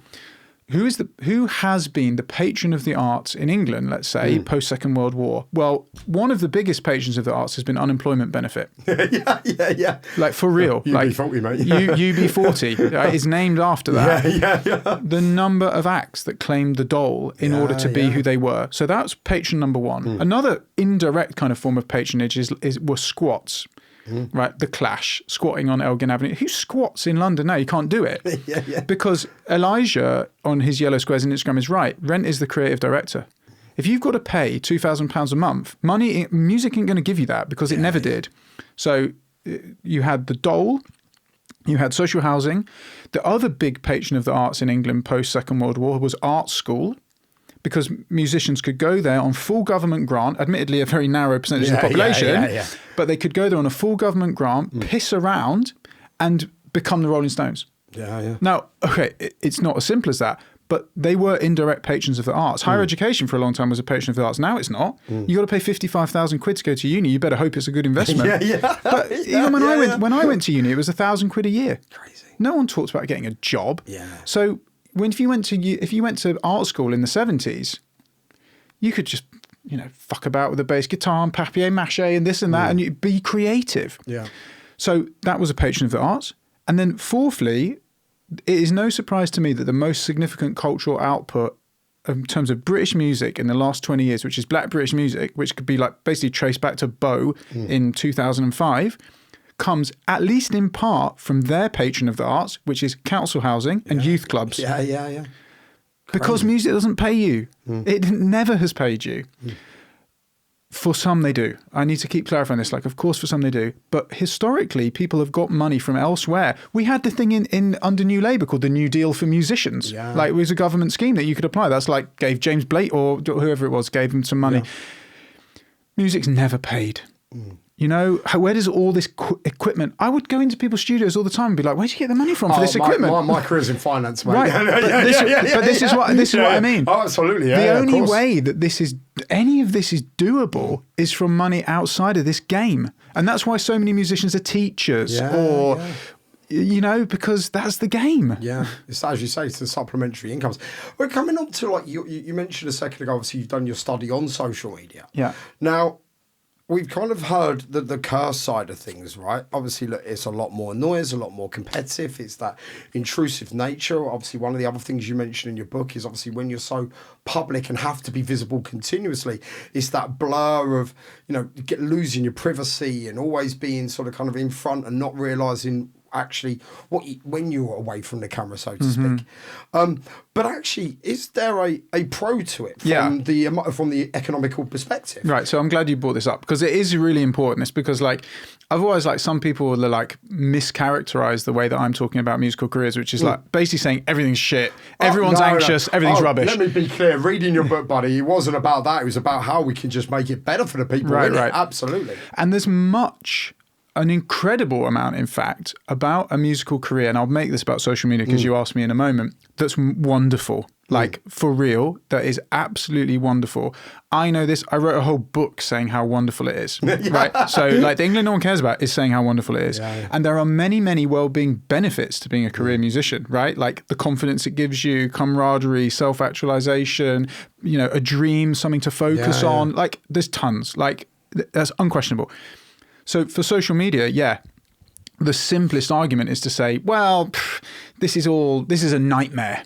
This is a dystopian nightmare. And much of it is a dystopian nightmare. But at the same time, the flip side of that coin is it's incredibly empowering when you interview musicians and they tell you, I really feel a sense of, like, connecting with an audience that I can build myself, especially when you're geographically marginalised. You know, if you're not from London, basically, or from Manchester, maybe. If you're from Blackpool, you know, or Wigan or Cornwall, and, you know, you're trying to build a career as a musician, the notion that you can have this engaged fan base online that can hear things that you're sharing and interact with you in real time and this, that, and the other is really very empowering. And also, if you're in, like, a marginalized community, you know, like some of the people I was interviewing for the social media project, they would say things like, well, you know, I live in a very, very non-diverse part of the UK, but meeting other black people on Twitter through Black Twitter changed my life. Crazy. Like, realizing that I could connect with them and talk about being black in England. That's not to be sniffed at. That's real. Or, you know, I was interviewing this other person. They were talking to me about, like, the communities of, like, queer solidarity that they had built on Instagram. They were life affirming for me as a musician, that together we could support each other. That's real. You know, that is really real. And so often it's like one of the things I'm often trying to think about and try and talk to, like, young musicians about now is, like, how can you centralize the joy and minimize the harm? That's basically the game, right? The game is, how can you ensure that the thing that brought you here in the first place, that kept you inspired and connected to this thing, how can you hold on to that and try and at least shave off the sharp corners of everything that sits around it? Because there's a lot sitting around it that's out to get you. Not that it means to, but it does get you. But there's much in the middle of this which is magnificently joyful and really incredible. Like, I've had incredible moments in my life through music, and many of the people we interview in Can Music Make You Sick share that too. You know, what it feels like to be on stage and connect with an audience, what it feels like to have your confidence built up as you learn to, like, speak publicly and share your voice or come out of yourself. Social media is like anything else. It has two sides to it. Of course. You know, but you're right. You're right to ask what's the other angle here, because there is real good.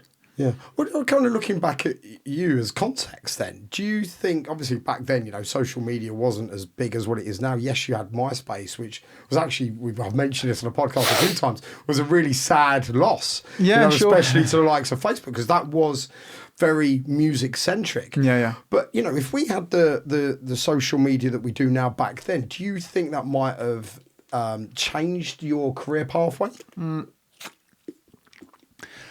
I think social media is just like an amplifier in lots of ways for lots of things. So probably not. I mean, like, do I think it would have like made my career more successful or better? Probably not, because you know the music is going to do what it does. I think what's interesting, particularly in like the kind of new kinds of social media that I found really interesting. We talk about it a bit in Can Music Make You Sick, and we talk about it. I talk about it a bit more in the Social Media Project, which I think is a really powerful word when you're talking about musicians' mental health and well-being, is the word control. Yeah. So the most interesting moment for me in the social media research project that I just did was where each of them, so I did all the interviews in that, so is when I sat with the musicians and I said, now, when it comes to social media, I just want to ask you a question, you interpret it however you like. To what extent do you feel in control? And I left it like deliberately vague, because you can interpret that question in several ways. Yeah, of course. And in almost every single interview, they just stopped and were like, wow, like to reflect on it. And some of them were reflecting on like the control it has over my life. I need to put my phone away at night, so I don't, that kind of control. But the majority of them talked about essentially like algorithmic uncertainty, and this notion that like I can create this content that I'm forced to turn my life into, but I really have no clue whether someone's going to see it or not, where it's going to be pushed, what's going to perform well. And it comes back to this like other kind of uncertainty. The reason why I mention it, or like the reason why it's interesting, is like it connects back to this question that we're having, which is like the forms of uncertainty that pervade your life. Yeah. And many people in that social media project would like anthropomorphize, if that's the word, social media, where they would describe it as like the shaman on the hill, or like one person in that project used a great line where they said, well, gatekeepers used to be blogs and labels, but now the gatekeeper is an algorithm. Yeah. But then they went on to say things like, well, at least we knew the email address of the blog. Yeah. We don't know the algorithm. Absolutely, he's this mysterious creature that is pushing material around in a way that we don't understand. And like and TikTok is the worst for that, right? Like I'm too old now to be on TikTok, right? So I've never even been on TikTok. I actually didn't have an Instagram until 2 weeks ago. I'd never had an Instagram. Congratulations. Yes. Well, I was told, I've just launched this research project in India, and I was told by them, you need to be on Instagram. Instagram in India is everything. So get on it. Yeah. But again, it's like this feeling of this absence of control. I don't even think I wouldn't want to be an 18-year-old musician today. Yeah.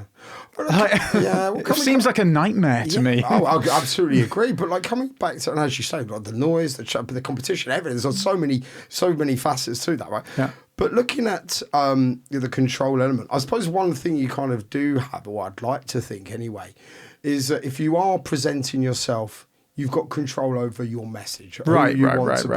Now, whether people are putting a fake message on to feel like it's going to be a more popular a vote or something like that. Sure. Is that something you come across in your study? Well, that? I definitely. This facade? Well, there's two bits in what you're saying there, right? One bit is when you think about control, the only thing that you can do is focus on the things that you can control. Yeah, absolutely. Right. You have to let the other things go. Yeah. You can't control what happens to your music. You can't control if people are going to like it. You can't control any of that. You can just control what you're doing. Yeah. The song that you're making, what you're doing, how you feel, to an extent, how you feel about it. Do you feel you've made something worthwhile and that's been a valuable use of your time? That's something that you can control. Segregating yourself from what you think and what other people are reacting though to. It's very hard. People say this like all the time as well to me, because like they'll say things like, right, so what can like young musicians do to like protect their well-being? Yeah. And I'm happy to reflect on a question like that later if you want to. Yeah, absolutely. But what's really interesting in that question as well is like, almost everything I suggest is really hard to do. Yeah. And it's also the other thing is like everything that I would suggest doesn't come from any place of clinical experience. Like I'm not a clinician. I'm not a psychologist. I don't have a psychology degree. I just happen to be like kind of semi-prominent in this area, but I don't. You've also lived it a little bit. Yeah, right. So I think that's probably one of the differences, right? Is I can that just allows me to speak about it in a particular way because like I know this game, or at least I know it a bit. Yeah, I know enough to have a conversation about it. So yeah, But in terms of whether people represent themselves differently, man, like that is a can of worms. yeah. I have a PhD student at the minute who's writing a whole section on just the word authenticity. Really? And like, what does that word even mean? Yeah. And like, I actually think this question of like what words mean is really interesting in the context of music, because there's a lot of things that like they're up for discussion. Like, what does success mean? No one knows. That's up for discussion. What does being authentic means? No one knows. Like, that's up for discussion. Yeah. What does being a professional mean? Yeah. No one knows. That's up for discussion. One of the first things you mentioned in your book, I think, even in the introduction, is actually how the music industry has been completely just kiboshed to a million different like industries. What is it like? Yeah. You know, like every project I do, I've done like a couple of like really major surveys around the world, and one of the like big things that the conversations that always happens at the beginning is they say, right, who's included? Yeah. If we're doing a survey of the music industry, who's included? Are like, are you included as a music educator, like me? Yeah. I was like, well, I don't think of myself as being in the music industry. Absolutely. But maybe theory, it is. Yeah. And there's these huge, I had a really fascinating debate with somebody the other day about whether we were talking about people that were busking on the London Underground, and they were saying, well, they're an interesting part of the music industry. And I was like, are they in the music industry? Just to have a discussion about it. Yeah. So much of this is like amorphous and up for debate. Yeah. But the point is that for the people like on the ground, it's hard to like hold on to a ghost. Of course. And that's what a lot of this is. Are you successful? Are you in control? Are you a professional? Are you doing well? Are you where you hoped you would be? Is this working out for you in this particular way? Blah, blah, blah. But that's just for the musicians at the bottom, like earlier on in their career. Even if you're like doing really well. Yeah. A number of musicians will say things like, I'm doing really well, but I don't really feel it. Yeah. But once again, as I say, that's their definition or their interpretation of the question, right? And even coming back to, the point about just being more visible, obviously one of the other things that you discuss, and I keep referencing your book. Sure, no. I've definitely read it, mate. It's a good anchor for the conversation. Because otherwise you just talk for hours about interesting stuff. But like you mentioned about, obviously, the impact that females are having online. Sure. And what I mean by that is like they're trying to do all the necessary, build their following, but do their artistry through their music artistry. But then their music's getting completely ignored, and all they're getting to do is hounded or hassled or harassed online, which is just nuts as well. So this is we can have like this whole conversation, and like we haven't even got onto the question of like gender. Oh, right. Yeah. So like in all course. of these studies that you run, anxiety, specifically anxiety, always comes out as being higher among women musicians than men. Now, the thing is, anxiety is higher among women than men anyway, like in the general population, for probably what would be thought of as quite understandable reasons. Yeah. And in fact, depression is higher and burnout is higher. But one of the things we try and do in these studies is to try and isolate, like, what might it be about this career that is particularly anxiety-inducing for women? Like, a lot of it is kind of obvious stuff. I mean, you talk to women about their experiences of musicians, as you say, online, the kind of misogynistic abuse that they will receive. Absolutely. This notion of like, there have been big pushes recently to like have greater gender equality on like festival lineups, because there were these posters where they'd like removed all of the women or removed all of the men from the posters just to see like the women that are on the lineup, and you see like 3 names, just to illustrate how the game is. And there's lots of other things as well, like how labels will be more reluctant to sign like young women because they're more expensive, because they feel that they have to have like more promotion around them and makeup teams and this and the other. And all of this was like a big prominent discussion many years ago. In many ways, it's obvious why the women musicians are more anxious, because they're getting a shit deal. Like they just really are. But there's a paper that I've got under review currently where we did this fascinating study of musicians specifically in Denmark, just the women that me and Sally interviewed. Yeah. Because there you can see that the women are the most anxious group, and women who see music as their main career are the most, by far and away, the most anxious group. And we were interviewing them about this, like your experience of it. And in this paper, we have introduced this term, and it's called psychic disjunctures. And a psychic disjuncture is like an incongruity between a society or an environment of how it presents itself and how you live it. Okay. So for these musicians in Denmark, they would say things like, Denmark is like a bastion of gender equality in Europe. It's heralded as this kind of utopia of gender equality in terms of women's participation in the labour market and maternity pay and this, that and the other. But it has one of the highest levels of intimate partner violence of like men against women. Wow. And they were like, we're being gaslit by our own country, telling us that this is the most equal place on earth.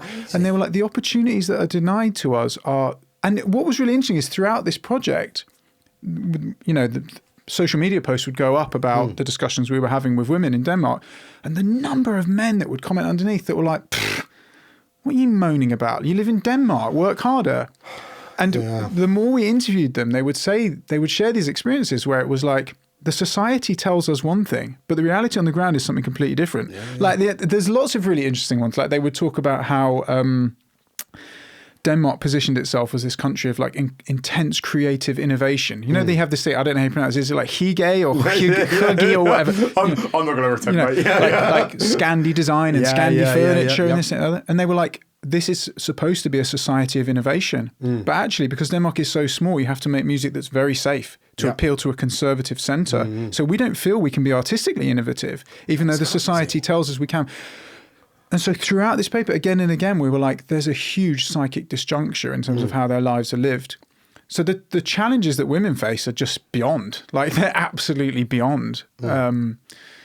So yeah, you know, there's so many like intersectional variables that you can look at when you're looking at mental health and wellbeing outcomes in this space, like gender, race, geography, all of that stuff. It's crazy, and they all have their own impacts. And it's absolutely crazy. Because then we come on to the last point, and maybe obviously talking about the relationship, the female male thing in Denmark. There, kind of leads us very nicely on to the status of relationships now, and how even just being a musician, having this uncertainty from an economic perspective, puts anxiety and, let's say, responsibility and overwhelm onto partners and things like that. Can you dive into that for us a little bit? Yeah, the status of relationships is so fascinating. So like this section is about the impact being a musician has on your relationships around you, essentially. Now, the first thing to mention about this is it positively impacts relationships too, right?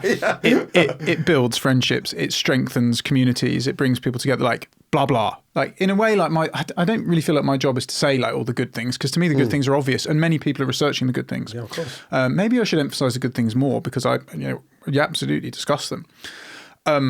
But yes, in terms of these impacts, like one of the things that we looked at in this chapter, and we looked at subsequently in another paper that we did, me and Sally and a clinical psychologist that we worked with called Mikey Klein published a paper last year called The Dark Side of Optimism, which I just love this title. Like literally, like I came at the start, I was like, this is sick. But one of the things that we talk about in this status of relationship chapter, and a bit in The Dark Side of Optimism, is this question of like, basically the question of debt. Yeah. And not necessarily like, okay, so there's lots of ways in which a musician can be in debt to somebody. Of course. So if you take musicians' families, which now that the state has collapsed, families are the biggest patrons of the arts. Yep. Right? Like, that's why, like, you know, you have all these discussions around class in the creative industries, because who can afford to do this? Of course. Right. So in this landscape where families are incredibly important, the question of debt is a very salient word to look at, because yes, you can be like financially in debt to your family. So we talked to a number of musicians in this way, and it's interesting. I published a paper separate from this which used this concept about like relational work. And relational work is this notion of like trying to understand the nature of certain transactions and how you understand them. So like if you're moving house and your friend offers to come and help you move house, they'll offer to come and help you move house. But if they say, well, look, I want like £10 an hour to come and help you move house, that changes the nature of the transaction. Absolutely. Yeah. So for these musicians, we were talking about like what it meant to be in debt. So like their family give them money and support them until they're 25. But does the family expect that money back? No. You know, how is that weighed up? And the point is, how is that negotiated within your family? But more than just that financial debt, there's this question of like a moral debt. Yeah. So this question that you can be in a moral debt to your partner. It's that leaning on them, isn't it? So a lot of the men, for example, that we spoke to in Can Music Make You Sick, talked about being in a moral debt to their partners, because their partners, like their wives or whatever, were essentially financially supporting their artistry. Yep. And, you know, it's tied up with heteronormative ideas around being a breadwinner and X, Y, and Z. But they were thinking, well, how do I repay this this investment of faith that so many people have shown in me in allowing me to do this thing, which other people kind of tolerate, you know, but it's not only that they tolerate, like everyone around you to an extent is like believing in you, or like you hope that they're believing in you. Well, so coming back to the status of value, right? It's like, have you fouled them? Yeah, right. No, not only just yourself. Obviously, you know, you've got your goal, you've got your ideal successes. You're not only failing yourself, but you're failing all these people that believed you and supported you during that time. And that is unbearably hard, you know? Yeah, absolutely. They feel a weight of responsibility that this debt needs to be repaid in some way. And there's multiple ways that that debt is intersecting in your life. Like, you know, you want to repay in a way like yourself, to create a version of yourself that you imagined you might be by the time you were 30. Or, you know, insert imaginary line in the sand here. Because financially speaking, it's mind-blowingly hard to do that. Absolutely. Right? The likelihood of that happening, of you earning good money and being able to support a family in London. What do you like, you know, like what, like if you're 30 and you live with a partner, you know, what do you need to earn to live a life in London that's if reasonable? you're paying for both of you as well, right? Well, let's assume that, like, let's say you're a couple of whatever setup, and like you're both working and you want to live and lead a reasonable life. The question is, like, what would you need as like a dual income household to live a reasonable life? 30 grand each. Yeah, I was you know that the same, you know that's kind of like a relatively modest salary in London, I guess. Like the minimum wage is 22 grand. I think the average in London is like 26, 28. Right. Obviously, that's once again quite a lot of disparity due to the top. Yeah. So let's say 30 grand each might allow you to have a fairly good standard of living as a couple. Yep. What percentage of musicians earn 30 grand? Well, we've already said 50% were less than 10, wasn't it? Yeah, exactly. 50 to 50. So it's very unlikely. Yeah. And that creates a whole series of like relational challenges. Yeah. And not only that, though, it's like it demands so much from you. And not only like is like being a musician demands it of you, like you come to like demand it of yourself. Like you're on call 24/7. Yeah. If like I remember being in like a Carluccio's once, like with my missus, and you know my email was on like an alert, so I never miss anything. And I got an email from like Zane Lowe, and it was like, Zane's heard your tune, he's going to play it tonight. We want to get you on like a call in like the next 20 minutes. I was like, we're leaving. We're leaving Carluccio's now. Drop this. Absolutely. Drop this date. Zane Lowe's here. She's like, are you kidding me? Yeah, like, you know? You know? Yeah. And you can't stop. Yeah. There is no stop, you know? And there's also no stop when there's another really interesting truth in the relational topic as well, which is like, if you do work where it's not really clear when you're at work and when you're at leisure, and it's not really clear what success means to you, and technically you're really 3 minutes of magic away from your life changing. That's what most people think. Like, in that scenario, the question is, when do you stop? Yeah. You don't. You're 24 hours, non-stop, making content, making songs, this, that, and the other. You know, people will say all kinds of mad nonsense, you know, I was in a panel or something recently, and they were like, you know, the thing is, guys, like, you've got to just keep going, because, you know, you saw what happened with Kate Bush recently. You know, her song got synced on some some Netflix drama. That could happen to you. I was like, well, yeah, I could win the lottery. I could win the lottery tomorrow. Yeah, absolutely. But the likelihood is I'm not going to. So, but the thing is, you keep playing. Yeah, absolutely. You keep playing the lottery, and the music is like that. You keep playing. You keep the gamble. Because it is a gamble. It's a labour market gamble. Of course. And you've also got this sort of catch-22 scenario in this as well, right? Because, like, for example, let's say you are having difficulties at home because of the pressure, the overwhelm, and everything like that that's happening on both parties. So you then want to go and talk to someone that perhaps is a peer or you know, in the scene, so that you can have a conversation they understand. But then what you obviously go on to in the status of a relationship is actually what you're now doing is, because let's say you see a bit of success, who were your friends are now competition, you've got the imposter syndrome, or alternatively you have a conversation with the label or the manager or whatever it might be, and you're hoping praying, believing there's no ulterior motive. Actually, you know, what are they thinking about me venting like this? So as much as you want to escape and talk, actually it becomes even difficult there because of the different relationships and what people are thinking. There's an incredible interview in that book where there's an extract of it where this musician that we're interviewing, he's quite famous. He talked about how he saw a flyer announced for quite a major festival, and he was like, "Oh, it was really cool. Like I saw my name on it," and he was like, and I was looking through, and there's, you know, one of my good friends is on there. You know, I've known her for a really long time, and he was like, it was really exciting to see her there as well, but like her name was above mine, and her text was a bit bigger. And he was like, I was a bit like, and he was like, and I felt bad for thinking that. And he was like, but when I did that, he was like, do you know what I realized? You're in competition with your friends. It's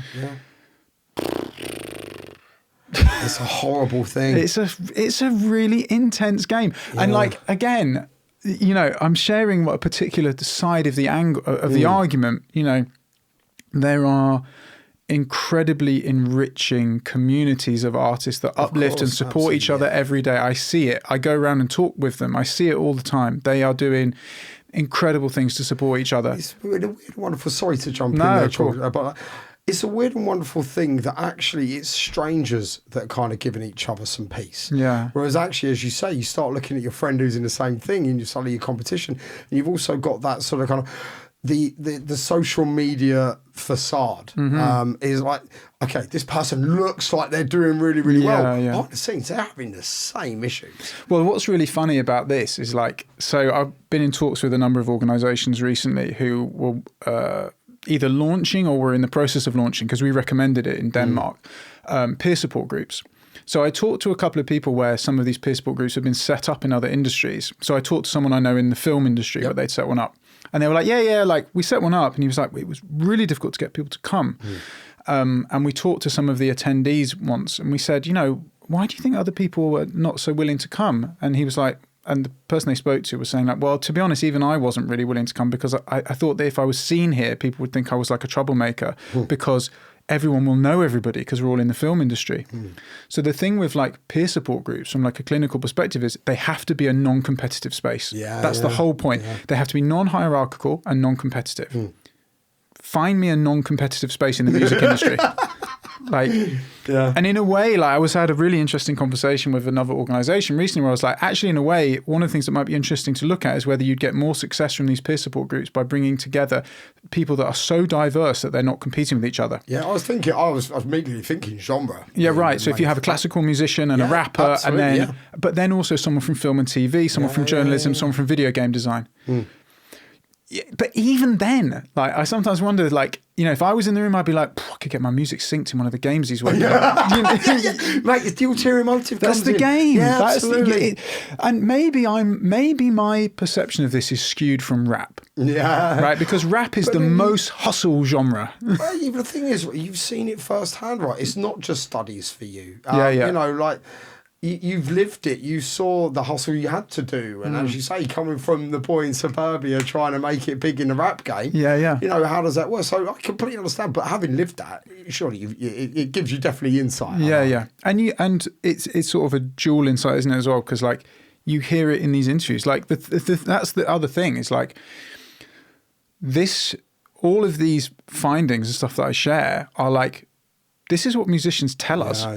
They tell us, like the data says it, like the interviews say it, the surveys say it, this is what it says. Now, you can interpret data and stuff various different ways and this, that and the other, but this doesn't like come from nowhere. Like this is like, it's a bit of my life, but I also try and like, for example, in the book, I don't talk about being context at all. No, I agree. Like at the beginning, I say, look, I was context and that helps me understand their life. Sets it up, and in all of the scholarly papers that I write, I never talk about context. I mean, I did in England No One Cares About, but in the social media paper, never bring it up because I think it's really important that I step back. You've got to be unbiased. Right? And absolutely. Let them talk.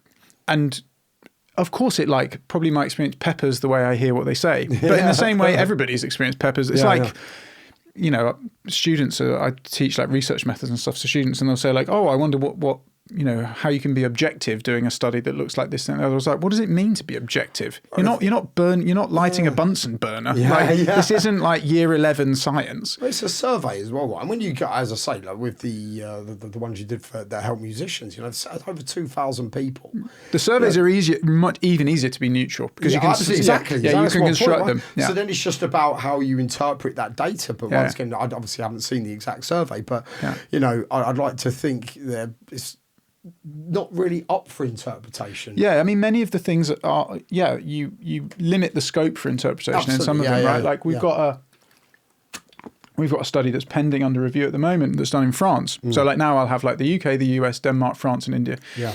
The one that we have under review in France is like, let's ask this is musicians. Oh, and it was music industry professionals as well. Let's ask the musicians and music industry professionals about their experience of sexual harassment, which is overwhelmingly among women. Of course. And then let's ask them their experience of suicidal thoughts. And then let's run a whole series of mathematical models that look at the extent to which your answer in one predicts the answer in the other. And it does. It's crazy. It's a very strong predictor. That's a horrible thing to hear.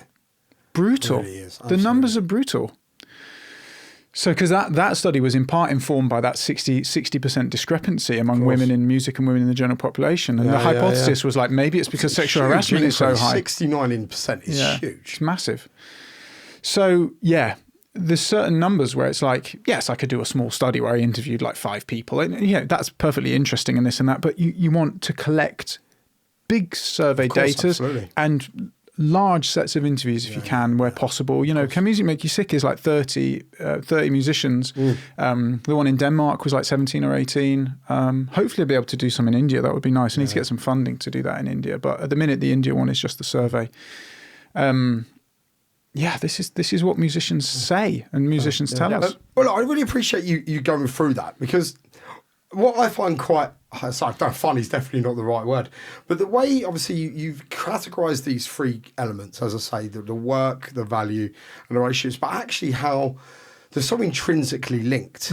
As I say, look, you got the instability and the financial income from the work side, which directly affects your value because it's affecting your relationships and everything in between. There's a million ways to connect the dots. Yeah. But I loved going through them, mainly because I wanted really to make sure there was enough spread for the people listening, because let's be honest, it might be one individual thing out of everything we mentioned today which someone's feeling. Now, obviously, I know this is a very difficult thing to do, and exactly as you say, you're not a clinician. Clinician, is that the right word? That's the word. Yeah, good. I got that right. Good. Yeah. You're not a clinician. No.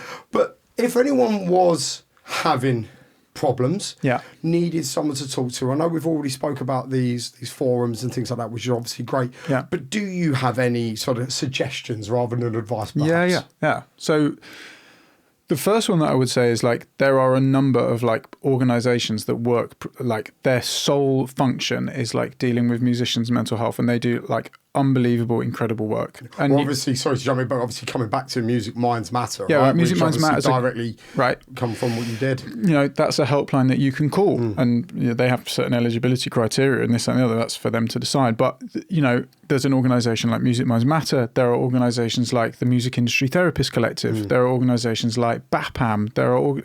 There's music support, Attune. There's a number of organisations in the UK that are doing incredible things, and like around the world, like you know, in the United States, like I sit on the clinical advisory board of an organisation called Backline, which was like they've become kind of prominent in the news because Chapel Roan just donated loads of money to them after her Grammy speech. There's organisations like Music Cares, and I don't work like for any of these organisations. I have no interest in this, but I'm just saying, Google, like there's a number of organisations doing incredible work, and the work they do is more, you know, sometimes I think the work they're doing is way harder than, well, it's not some, the work they're doing is way harder than the work I'm doing, because they're like on the ground with people every day. I just salute the work that they do. So the first thing to say is there's that. So find an organisation that might be right for you. That said, I do think there are some things that over the years I've thought are like relevant for people to think about. like one of the things that I think is a really like basic good piece of advice that I would like just say from what I've seen in the interviews I've done and from like the work that I've done is make sure that you have friends that aren't in the music industry. Yeah. Fair enough. The people that I know where their entire social world is within the music industry have an incredibly warped understanding of reality. Yeah, I bet. You know, I met somebody recently and he was like, I had a really difficult year last year. You know, I work for Boiler Room. I've had a really difficult year last year. You know, I took like 211 flights. And I was like, 211 flights, like in 1 year. Wow. I was like, that's not normal. And he was like, I mean, but because like everyone around me was taking like 150 flights. So we were just having a discussion about it. I was like, I took one. Like to Lanzarote. Do you know, like that's not ordinary. And so, you know, all cultures, subcultures, working environments have their own logistical cultures within them. You know, Canary Wharf has a work culture around it, whatever. Have friends that aren't in music because it's important to have conversations with them around like what's going on. So like that's one. The first one I would say is that. The second one I would say is find somebody whose opinion you trust and value. And that could be like a professional therapist, or like it could be your girlfriend, it could be your mum, like whatever, it could be one of your mates from school, whatever. And have conversations around what success means and looks like to you in a way where you are not judging yourself. Yeah. That's the hardest element of this because, and I'll give you an example of this. So like a while ago, so when I got signed, I bought like a BMW X1, all black everything. Like, I was like, let's go. So I've got 2 kids now, and one of them was in nursery, and I was like, I can't afford to be running this X1. I was like, you're stunting, like you're literally stunting in this whip, like get rid of it. So I was like, I'm just going to get rid of it. Like, just live modestly, bro. Like, you don't need this. So like sold it, used motorway, auctioned the car. And I was like, I'm just going to go on Cinch and buy myself like Peugeot 208, basic things. And it was like way cheaper per month, you know? And after about 2 weeks, I was like, I feel like a clown in this. Like for me personally, like, when I walk out of my front door and I walk down the steps and I open the door of that car, I'm like, is this the best you've got? Because for me... It's the comfort of balance, right? Yeah, for me, that made me feel like I was not winning. And I'm fair. Like, you know, maybe everybody has a notion of what winning looks like to them. Of course. So I was like, I'm going to sell this car immediately. And I only had it 2 weeks, sold it. Went straight back into Audi, bought a car. Because... I wanted that. Yeah. Now I'm like 39 now. Now I'm 39. I don't care. I actually don't care. If you thought like that was shallow and materialistic, I like that. You know, and I want to go on holiday with my friends and I want to go to Ibiza and I want this, that and the other. For you, for the musician and stuff that we're talking about, if you weren't frightened of being judged for what you thought success meant for you in your life, what are your artistic goals that represent success for you? And what are the life goals that represent success in your life? And they might be a child, they might be stability, they might be a family, they might be living in the countryside, having walks with a dog, they might be whatever is valuable to you. The challenge is many people say like being a musician is the most valuable thing. Okay, cool. That means it's got to stay. That's not up for debate. For many people, it isn't up for debate. Fine. But having that discussion around is the pursuit of your musical goals hampering or supporting the pursuit of your life goals? And is there a way that you can try and achieve them both in a way that gives you a sense of fulfillment? Because what that also I think allows you to do, like as an exercise, is to bring back again the re-centralization of the joy that brought you to this thing in the first place, because it is actually very, very easy to lose that in the pursuit of Instagram views and Spotify streams, and to zero really overnight, that type of thing, right? And that's what you're pushing for, a metric of something in this amorphous, insane world that indicates that you're doing right.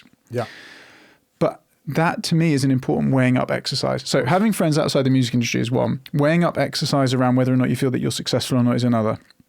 A third one that I think is really a good thing, like a useful thing for people to do, is to consider the kind of like transferable skills you learn as a musician, because they are multiple. Of course, yeah. And sometimes I'll speak to like students at uni, and they're like, filling out a CV and they give me their CV and I'm like, CV's like blank. Like you've got like, why is there nothing on this CV? And they're like, well, I haven't really done that much. Yeah.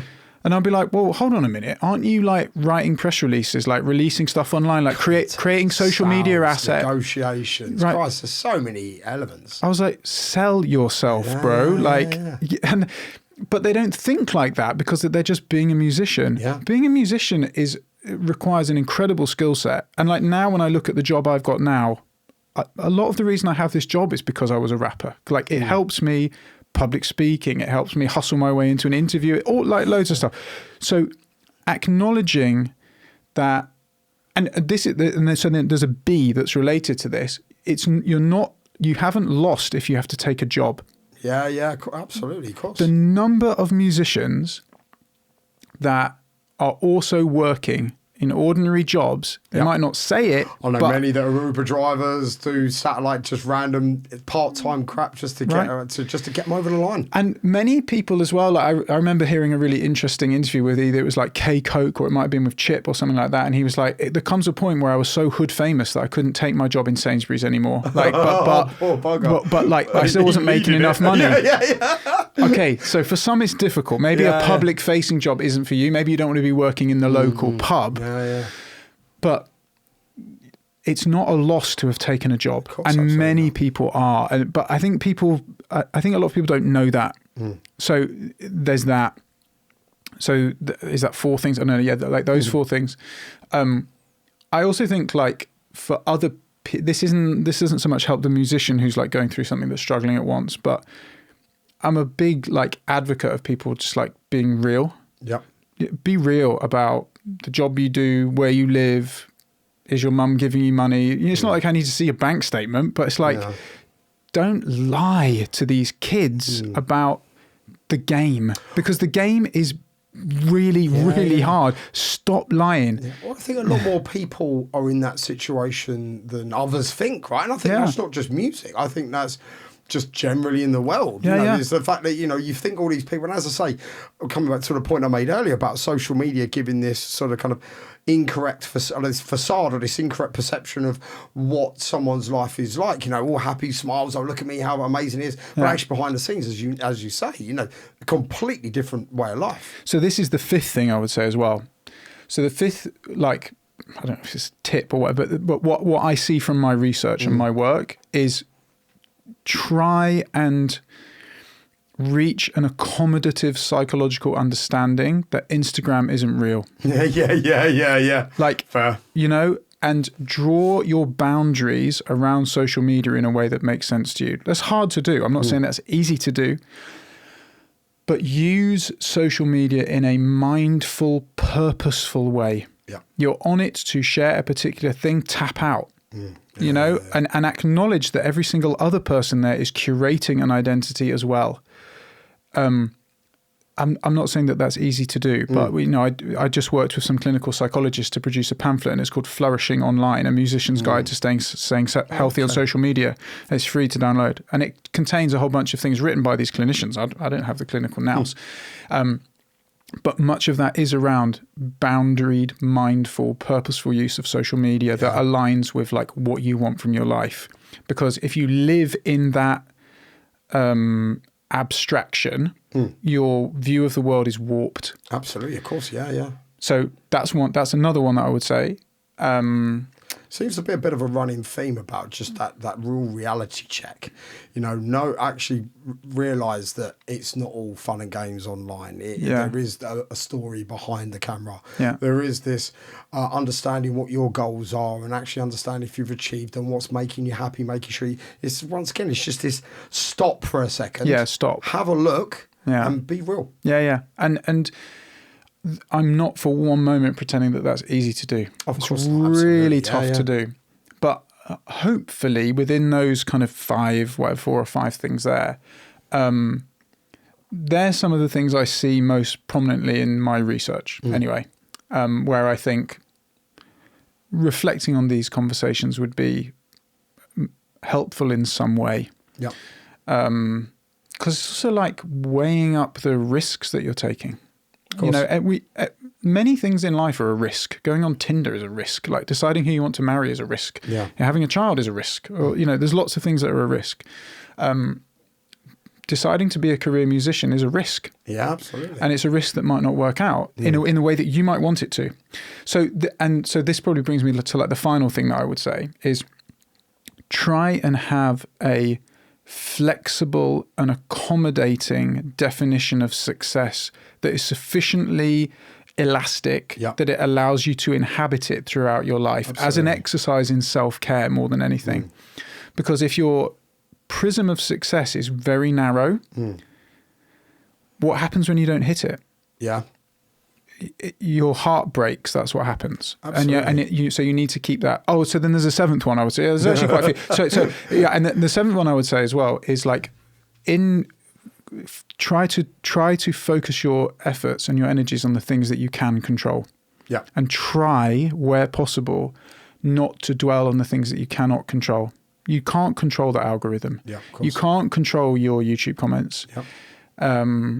There's many, many things you can't control, but you can control your songwriting, the vision that you want to share. React as well, right? Well, that is very hard to control. I agree. Yeah. But whilst it's hard, it's still within your control. Sure, right? you can work on it. Yeah, exactly. For Thank sure. you. Yeah. It's something that you can work on. Yeah. And I've been interviewing a couple of musicians recently where they've been really interestingly talking about how you can create a kind of barrier to negative feedback. And it's I mean, even I'm learning more about it and things. But one of the things I think was quite interesting is, this is probably an eighth one actually, is and I don't really know the answer to this. Probably like a therapist, like if you speak to a therapist, probably they'll know more about this. But to try and understand that critical comments or negative thoughts about your music are not at you. Yeah. So you invest so much of your identity in your music, That's right? what we were saying earlier, and especially being emotional, right? And you're often, for musicians, like their artist name is their name. It is literally them, right? Yeah. So of course, when someone says, "Oh, that song's rubbish," like that's cack, or that performance you've just done there was just, they're critiquing a part of what you're producing, not you. Now, like, I honestly don't know enough about this to go into it in detail, because it really probably is more like a therapist thing to talk about. Yeah. But for me, those things, the identity things, what you can control, who your friends are, what success means to you, having mindful social media use, all of those things together, from my research, my research would suggest that they're likely to be net benefits. Yeah, fair. I couldn't say how much, for who, in what way.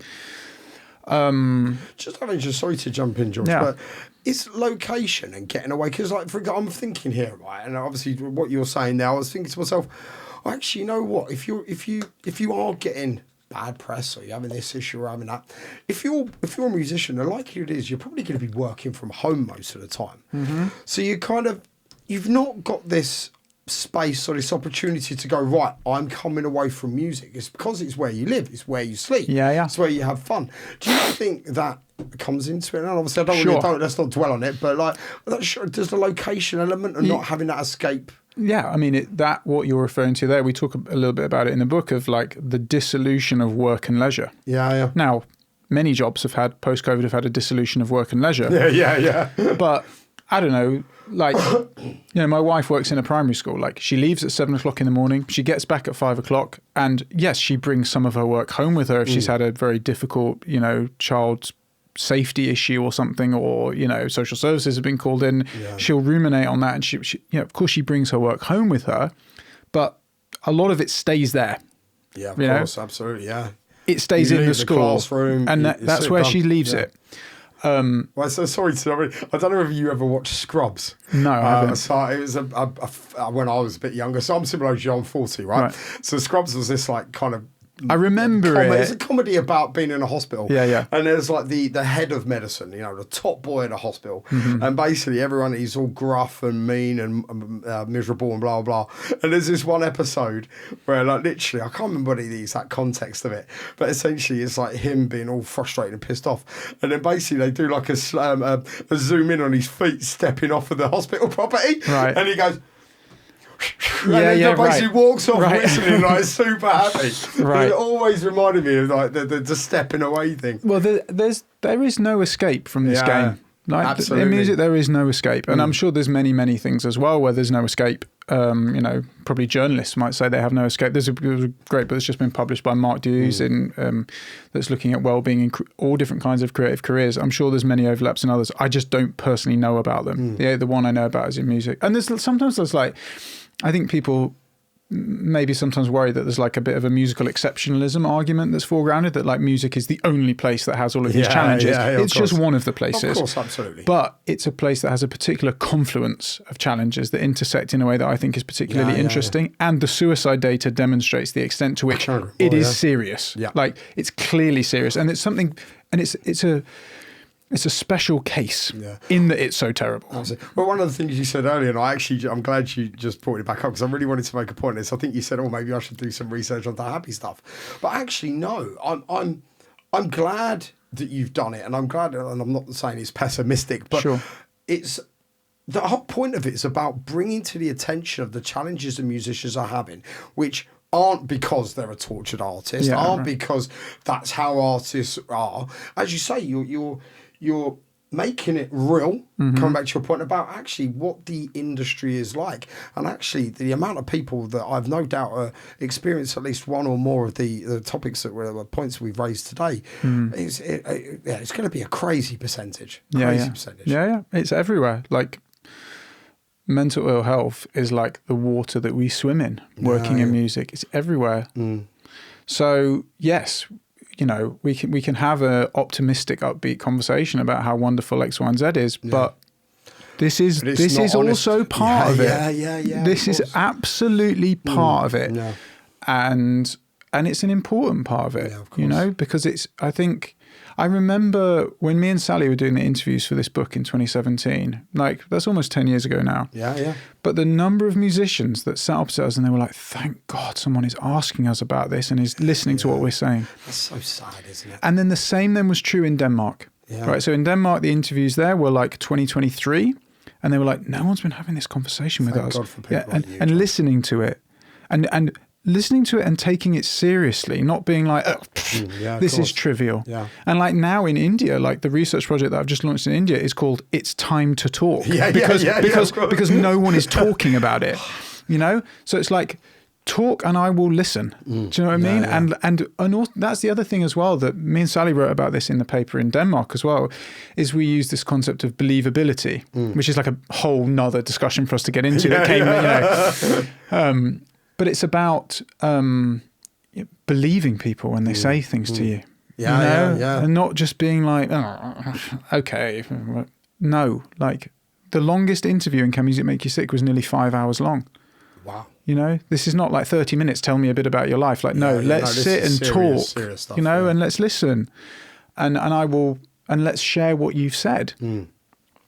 In a way, like that's kind of all research is. You listen to people talk and you share what they've said. I get that's the point of research, but it's the impact afterwards. Like as I say, like seeing the 24/7 helpline. It's humbling, man. Music Minds Matter. Like that's a phenomenal achievement. Yeah, it's really, really humbling. And like same with the like the code of practice that's been launched in Denmark, like Universal Music Group signed it, Live Nation signed it. The music schools, lots of them rewrote their music curriculum. Actively changed the people's lives in music and the governance around it. That's huge. It certainly it is humbling to see. Like because and I think it's also one of the things that gives me like a certain level of like solace if someone was like, this is a bit negative or this, it's like, because it is like, but the thing is through the rhetoric, you might think it's being negative or you might think it's whatever this, and it's like, at its heart, it is there to try and make this better. Of course. And I can point to things that says this, whether it's in a small way or a medium way or a big way, has at least been part of trying to improve somebody's life in some way. That's all I'm. That's all I'm trying to make it do. Like, and if it does that, great. And So let's keep going. Like, you know, we're doing this project in India. Let's see what the stresses are in India. Let's try and do something about it. When this project comes out about what's published in France, people will look at this data and be shocked. Like, it's shocking data, but it's not there to be shocking. Like, to have have a headline in the Guardian. It's there to say, right, what are we going to do now about this? You know, that's why, like, that suicide paper could have just stopped at here's all the screwed up data on suicide. And that's great. But this whole second half of the paper is like, what clinical interventions can you put in place to reduce suicide? So it has to be both, you know, and if the conversation can continue to be both, and if musicians continue to tell me, like, this Dark Side of Optimism paper, someone when I was actually on Twitter, after doing the social media project, I deleted my Twitter because I was like, this is long for me. But I remember someone tweeting me a few months ago, and it was a photograph of Sonar Festival in Barcelona, where a musician had the academic paper on the screen in front of them as they were talking. That's amazing. I was like, whoa, like that, it's speaking to them. But it's because it's speaking about something quite on the nose. Like, it's not like, it doesn't like pull punches. It's really intense. Well, coming back to like kind of what we briefly mentioned, and I want to move on. I want to talk about a little bit more about your career and sort of kind of advice to people who, if they loving what they hear about what you've done, how they can follow in your footsteps. But looking at what we were talking about earlier, when we briefly mentioned the Papageno effect. You know, seeing someone like that, you know, having your paper bringing to attention, bring to the front, bring to fruition, you know, the issues that musicians are having behind the scenes. You know, is there a message that you would have for everyone else out there, for something that they could potentially do that might benefit the rest? Like, as you say, like, I don't know, just being a bit more open about, you know, having issues and things like that. You know, if you was to send a message, what would your message be? I mean, one thing that I would probably, certainly like in the UK, I would say that we're now at the point where like many people are feeling much more comfortable talking about lots of these things. You know, and I'd like to try and model that a bit like myself. Like, I was giving like a talk recently, and we were talking about this question of success and like what it means to you and what you want to do in your life. And I was talking about the need to be open without judging yourself. I tell that car story or whatever. But I tell another one as well, which is like, after I finished my PhD, I was a secondary school teacher teaching economics for a year while I tried to get an academic job. And one day I was just like driving down the road. My wife was in the passenger seat. I was like, and I had my suit on, like coming back from school. And I just like pulled over onto the side of the road and just burst into tears. And I was like, I am not supposed to be doing this. Like, I was either supposed to be winning a Brit Award or a professor. They're my only things that I care about. And I'm teaching in a school. Like, I don't want to be teaching in a school. I'm supposed to be a professor. Like, by the time I'm 40 something, I want to be full professor. Like, that's what I'm going for. And I was like, I'm devastated, man. Like, this isn't the game I should be in. So I say stories like that as well, to be like, share them. Like, do you know what I mean? To see, like, if you just looked at my LinkedIn, you'd think all I was doing was publishing papers and like winning grants and blah, blah. It's like, bro, like there's a lot of intensity here as well. Absolutely. So there's that. I think I wish there was like a culture of a greater level, I suppose, of like transparency, of like the prosaic ordinariness. Because I really think that is important, because I think it would puncture a lot of what especially young people think. And like, you know how much like young people have like a warped idea of even like money. I see things online, and they go up and talk to young people in the street or whatever, and they say like, you know, what kind of salary would you like a guy to earn, like when you're dating them? And they're young and they say like, at least £100,000. Yeah, I've seen it. And I've seen a couple where like the one someone will say something crazy like that, and so the next person will say, 20 grand, because their partner's on that. And the other one's literally, are you kidding me? How would you go? That's a peasant. How are you going with someone like that? Like, wow. But there's also like ones where you ask young people who are like still in school, and you say, what do you think what salaries do you think people earn doing A, B, and C? And they're like 100 grand, 150 grand. Do you know what % of people earn 100 grand? It's tiny. It's absolutely tiny. I think above 80 grand is something like the top 1% or top 2%. Well, I think if you earn, I think I saw a statistic recently that said like, if you earn £73,000, you're in the top 10% of earners in the whole in the whole of the UK. I don't think a lot of 17-year-olds know that. Absolutely. Well, of course, how could they? That's crazy. But what you see of musicians' lives and this and that, and like driving this car and going to this place, you know, if you saw where these people lived. Yeah. Well, so once again, we're talking about social media earlier, but this, for me, and I don't want to be too neggy here, but the concept of just reality TV there's nothing reality about it. Yeah, sure. You know, the whole Towie, Made in Chelsea, all this sort of nonsense, just literally glamorising, I'm not very conscious of how I put this, but let's be honest, glamorising idiots, role modelling the wrong people. Then you've also got, you know, and I'm not talking about them all. Sure. It's not terminology I would use, but I know the point you're making. Okay, but look, but the point is, right, is that you've got these role models which are just about having a fancy X. Sure. And actually, the substance behind it is next to nothing. Right. And so what I would say, in the context of like music and musicians, is like, the messaging for me is like, show the reality. Yeah. You know, like there was a songwriter that came in to talk to some of the students on a course that I ran recently. And, you know, she's very well known, you know, she's a prominent figure. And she was like, you know, if you want to, you know, just write songs, you know, the most important thing is just writing songs as often as possible, you know. You know, I was working a job, you know, I was doing a 9 to 5. I just didn't want to do it. And you know what I did? I just quit that job and I focused on songwriting. Within a couple of years, I'd got my publishing deal signed. And I was like, okay. I was like, great. And she was like, you know, I built a little studio at home and I just wrote my songs. And she told her story. And I thought, wow, good for you. You know? Yeah. And then I stood up and was like, can I ask the first question? And I was like, I'm really not trying to like punk you. Like, I'm not trying to call you out. But when you quit your job, how did you pay your rent on the first of the next month? Yeah. You know, did you have like loads of savings or, you know, an inheritance or something like that, you know? And you could see she was a bit like, it's none of your business, you know? And I was like, no, but just to be real. Yeah. She was like, no, I mean, you know, I lived at home. You know, my family home is in North London somewhere. Yeah. So I was like, right.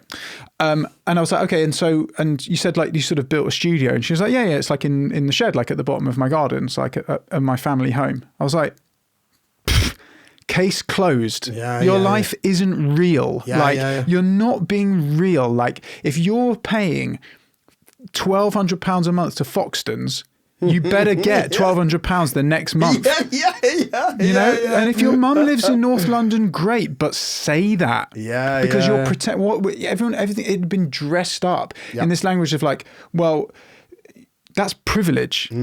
Like, and I don't even like using the term privilege because of the way it gets like bandied about, but it's like that demonstrably is, and you're trying to pretend it's not. Like it is.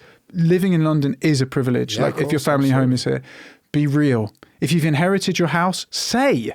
Don't be like, oh, I earned all my money from songwriting and but this house, like you inherited it. Fine. Like, don't lie. Like, you know, I think what it is more, it's like, it's being, I guess like vulnerable with the truth. Yeah.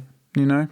And of course you don't want to be sharing every single intimate detail of your life and this and that. That's not what it's about. But it's rather than just one, right? Yeah, like make sure that the story, we all tell a story about our life, and there's a way in which we synthesize that and construct some kind of narrative coherence and blah blah this and that. But at the same time, don't let the telling of that story mask the reality, because people will look at it and believe what you say. I have no reason to doubt what you say until I unpick it. Yeah, of course. You know? And that's the problem, right? Not many people are willing to ask a question or even realise a question to be asked. Sure, because they'll just say, oh, wow, what a great story. And it is a great story. What she said was an uplifting, great story. She's an incredible songwriter. And I was like, I'm not trying to par you. Like, I'm really not. But had it been a different situation, had she had to find rent, do a spare part-time job, blah, blah, how different would it have been? Right. So, you know, so I think that, like, my one is just like, let's be honest about the reality of life for many musicians. And that means telling all various different kinds of stories, you know, and it may well be the case that many of the stories that I tell and focus on have a more negative twist to them, whatever. Like, let's hear many other stories too. And there's podcasts and series and things you can listen to that share all of this wonderful stuff. But the point is like, it's a tapestry of experience. And from my perspective, this is not a element that you can ignore. Yeah, of course. It's central. Yeah. Because there is a lot of suffering Yeah. There just is. And we need to talk about that. Absolutely. No. Well, look, mate, I really, really appreciate you going into that. And I think it was time really well spent. I'm hoping, even if there's one person out there that's heard something that resembles something they're going through, get help, do what you can to make sure that you're looking after yourself. But the actual purpose of the podcast, really to come back finally, is actually about the different careers in music. And obviously your one has been very exceptional and quite unique in comparison to the people I normally speak to. What if someone's heard what you're doing with regards to the the papers you're publishing, the books you're publishing, the guidance, government guidance and codes of conduct, etc., that you're helping work out in different countries. If someone was like, I love what he's doing. Yeah, I want to do that. I have people email me, ask me this. What would your advice to them be? How would they do that? And the thing that's so funny about it is like I get a lot of students. They're normally like postgraduate students, like masters, or even like thinking about doing a PhD students. Do email me and say, I'd just love to do the research that you do. I'm like, well, yeah, like I can imagine that you would do, because like it is fascinating. To be honest, I actually can't like believe I get to do this job. Like it's an absolute touch. Yeah. Like, to do something that is so profoundly interesting every day and basically be allowed to do it, like funded to do it. Yeah. It's amazing. And I'm probably allowed to do it because it leads to demonstrable, impactful outcomes, right? Absolutely. So there's a kind of investment matrix perhaps somewhere. But yeah, I feel very, very lucky that I get to do this job. I can't believe it. So when people ask me like, oh yeah, right, like I how do I do the work that you do? Or how did you end up doing the work that you did? Sometimes I'm like, I don't really know how this is like ended up in this way, because it wasn't like necessarily a strategic decision to end up here. If you don't mind me saying, sorry to jump in again, one thing I did notice, which was actually quite different to what I usually hear, was how you had a couple of powerful female mentors. Obviously, all of mine have been pushing you day one to get that first at Cambridge. Then obviously you've had Sally Ann Goss, obviously, positioning you into that sort of kind of research element. Yeah, and like at Cambridge, my director of studies was a woman, Deborah Tom. Now at Goldsmiths, the person that I work most closely with, Sian Prime, she is a woman. She's my boss. Amazing. I'm always only ever around women. Okay. It just that just seems to be the game for me. And I'm fine with that because basically because of my mum. So it's like every time in my household, like my mum was the breadwinner in our home. Like my dad didn't work when we were younger. So do you think having that sort of kind of powerful impression from your mum day one has maybe impacted actually where you're getting your influence from these days? Do you think you're kind of looking for that elsewhere? I'm sure it probably is. Yeah. There's a research. It is. It's like the research team in India is all women. Oh really? Yeah, like she's Megha Bolani and Shilpi Gupta and Shanjuti Mitra and Krippy. Those people they're all women. Amazing. But also as well, like the musician's mental health space, I think is also quite a female space and what I mean by that is that often the events I go to, the attendees that are there are voluntary, and it's striking how often those are female heavy spaces. Do you think that a lot of that comes down to men not wanting to show their feelings? I think there's one dynamic is why are the men not there, and the second dynamic is why are the women there. Right, absolutely. So I think I guess they're more attuned to the stresses that they face because they're so incredibly acute. And I honestly don't know the answer to this. It's just my anecdotal experience. They just seem better at discussing it, frankly. And I guess the men like less so. So, yes, I mean, there probably is that. I'm trying to remember what the question was at the beginning now. Sorry. It's about how to get your career. Job. Okay, right. So the first thing is like becoming like a researcher in a university, like becoming an academic. It like in some ways it's deranged really, because like it's like, I'm not saying it's as risky as becoming a musician, but there's a very, very low success rate of the number of people that get PhDs and become lecturers. Very low. I mean, in like single figures percentages, I think, or maybe like 10, certainly less than 20. So it's incredibly risky. But like, so is music. I still did it. Many people still do it. But so the first thing I would say is like, you have to do depends what you want to do. Like if you want to be like a professor, like I am, there's a professor game, and the professor game is basically a treadmill, right? The treadmill is BA, MA, PhD, maybe a postdoc lecturing job. Yep. So like I was at uni for 9 years straight through, never left, like BA, MA, PhD. And then as soon as I left, Wilder. and then as soon as I left, became a lecturer, straight away. Even that seems mad, really. It's like I got a lecturing job with like no publications, no teaching, never taught. Just so if you want to be an academic, that's the route that you've got to play. So you can do a PhD basically in whatever you want, assuming that you land funding. So if you can do a PhD in psychology, or you can do a PhD in sociology of art and culture, where you focus on musicians' mental health and well-being. Like I have 6 PhD students now. They're all basically doing this topic.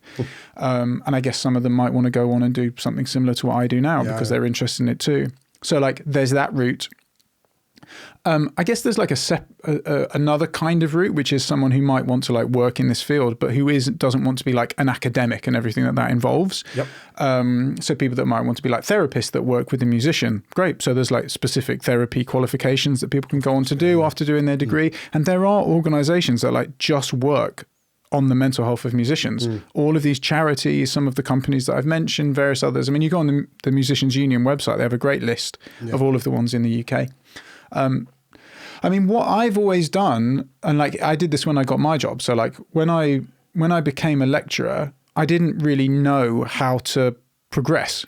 I mean, you can only really be promoted twice as a lecturer, right? You become a lecturer, you become a senior lecturer, then you become a prof. Yep. That's basically, I mean, you can be a reader in between, but basically that's it. So like all careers, banking or teaching or being a fireman or whatever, there's a kind of hierarchy within that occupation. So I remember what I did. Like when I got my job, I basically looked around for somebody that I admired who was like a comparable age to me, but who was doing incredible things. So like I was literally looking around online, and I'd read this book by this guy called Sam Friedman at LSE. He writes about class, and he's like my age, dude. Like he's like 2-3 years older, and he's like a full prof at LSE. And I was like, how has this guy done this? Like, so I basically downloaded his CV and just copied it. I copied what he did. I like the subheadings, the journals he was going for, the grants, the teaching this. So I basically deleted all of his achievements and just tried to fill in the gaps.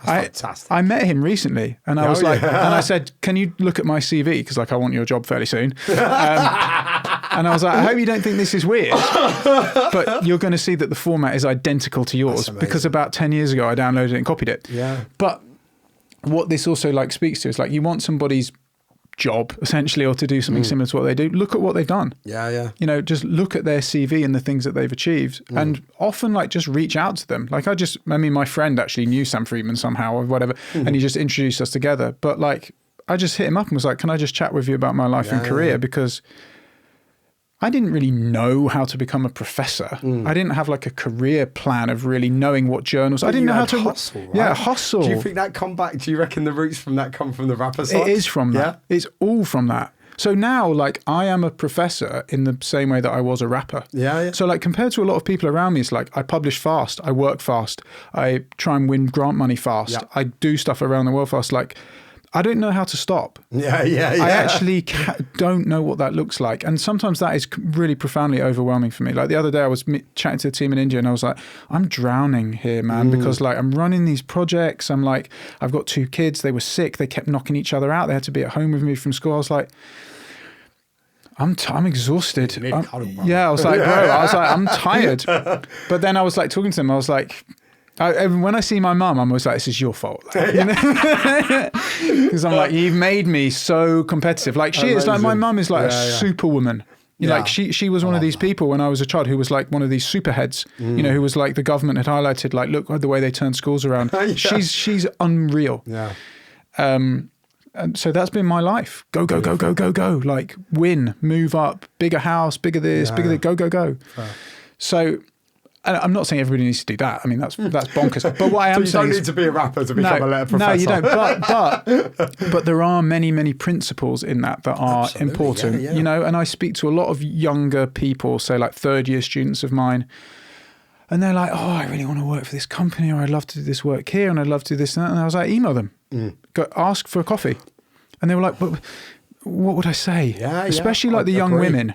they're more fearful. Yeah, they're like, well, what would I say? And I was like, just say, I love your work. Like I've seen work that you've done. If you have half an hour for a coffee or even just like a Zoom, I'd love to chat with you because one day I really hope to be like you. Yeah.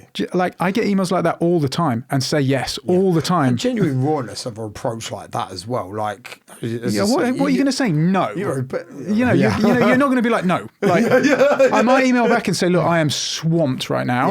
But I can catch up in 6 months.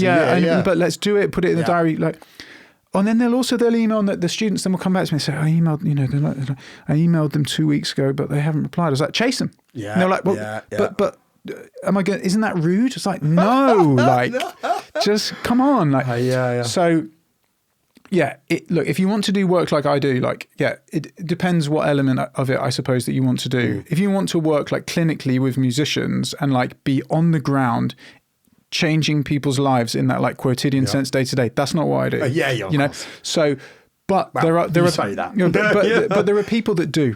That are really incredible people that do. And find out who those people are and reach out to them and look at their CVs online and add them on LinkedIn and follow the track of their career. And that's how a lot of people are trying to figure this out. And if there are people that are willing to, maybe mentoring is like too formalized a term. I've never had a mentor, but I've had people that are, well, actually I have recently been given a mentor at Goldsmiths, which I'm really pleased about. But up until this point, I have had people that have been incredibly generous with their time. Because sometimes just an hour's chatting with someone emailed me recently, and they were like in Greece and they were like, I want to chat to you about this and the other.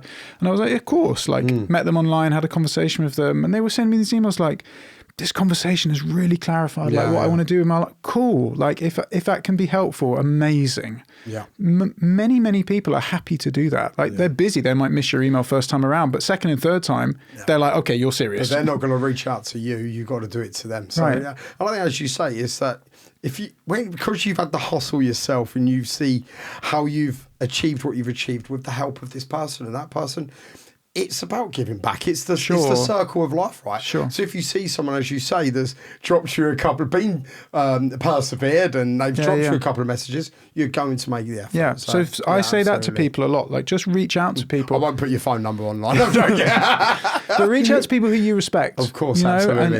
And see what they say. That's always a good thing to do. But yeah, in terms of in my one, it's BA, MA, PhD lecturer. That is the path. And at a PhD level, you can specialize in what you would like to research. So if you say, look, I want to look at musicians' mental health, great. Like construct a study around that. And I have people email me and they say, I want to be a PhD student. I've written a study on musicians' mental health in the music industry. And I'll look at it and be like, cool, let's do it together.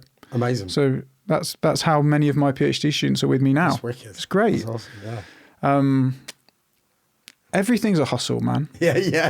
Everything is a hustle, but and there's sort of dickish ways to be hustling, but there's also ways where you sort of look at it and you're like, I see you. You're doing your thing. Everybody's just trying to do their thing. Most people aren't out to be a dick. They're not out to hurt people or gun people down. They're not. It's just like, figure out what you want. Let's go for it. Let's try and figure it out. That's like, it's as simple as that, really. But yeah, how I ended up in my job is, I'm not religious, but it's hard to not feel like blessed. Yeah, do you know what I mean? I like that. Good man. So it's a very simple question. And what's next? So what's next? So, I have the research project ongoing in India. Of course. So time to talk. So this is coming out in January, right? This podcast. So that survey will still be live then. Amazing. So we have so many incredible. I mean, this project is just growing like by the week. We have so many incredible partnerships for that project. So we've partnered with the Indian Performing Rights Society, Women of Music India, various educational organizations in India, various different music collectives, music schools, a huge number who are helping us. India's massive. Yeah. I was like, whoa, like I need a lot of help to distribute this survey. Yeah, of course. I'm working with just incredible people on our like core research team for that research project. So that's the most immediate project, I think, is going to be hopefully doing in India what we did in the UK and Denmark, gathering enough data that it's robust and that improving someone's life, even if it's just one, you know, like. If you don't mind me asking, sorry to sort of kind of jump in again on that. With somewhere as vastly different like India in comparison to, say, Denmark and the UK. Yeah. How, and obviously I appreciate in a minute you're only doing the surveys, but like what additional challenges does that bring? It does have a lot. And I've learned, like, through doing the Denmark study, that doing research of this kind in another country is basically like an anthropological exercise, because you has to be culturally specific. Of course. So, like, one of the things in India was I was emailed by this woman, Krippy, who is a therapist, you know, music industry therapist, after I presented to this music industry therapist collective group, and she was one of the people there. And she messaged me on LinkedIn afterwards, and she was like, I want to do something like what you've done, but in India. Yeah. Because X, Y, and Z. And she just laid out the cultural challenges that there are in the Indian music industry. And she was like, you know, would you help me do it? And she was like, I've got no money, I've got no funding. I was like, yeah, like, let's do it. We'll win money later. Like, forget it. Like, let's just do it. We'll do it for free. So I we talked together and with the people from Global Music Institute as well in India about what survey design looks like and what questions we could ask. And I was like, they basically said, show us what you would do if you were doing this. Like, you show us what it could look like, and then we're going to talk. So I like designed the study, and they came back and they were like, this won't work in India. And I was like, oh yeah, like, tell me, like, let me learn. They were like, well, in all of these studies at the beginning, you've asked for people's email address because you want to do a follow-up interview with them. You've asked for their employer's name. You've asked for, none of that will work in India. It has to be anonymous, completely anonymous, because they will not trust that their data will be treated safely. Oh, wow. The institutions will not be trusted. So it must be anonymous. So we have to get rid of GDPR over there, mate. They were like, you've got to get rid of the identifying characteristics completely. And we need to make that very loud and very clear. I was like, okay, cool, let's do that. Then they were like, you've asked about all of these background characteristics and things of people. We need to ask about caste. And we've got to talk about what asking about caste looks like. So I was like, tell me how you do that in India. They were like, we need to ask about class. And I was like, well, how do you even measure class? And they were like, we have a scale in India. I was like, wow, great. Never even heard of it. They showed me and they were like, yeah, this is how we would measure class. I was like, great, let's include it. So one of them is like the questions that are being asked.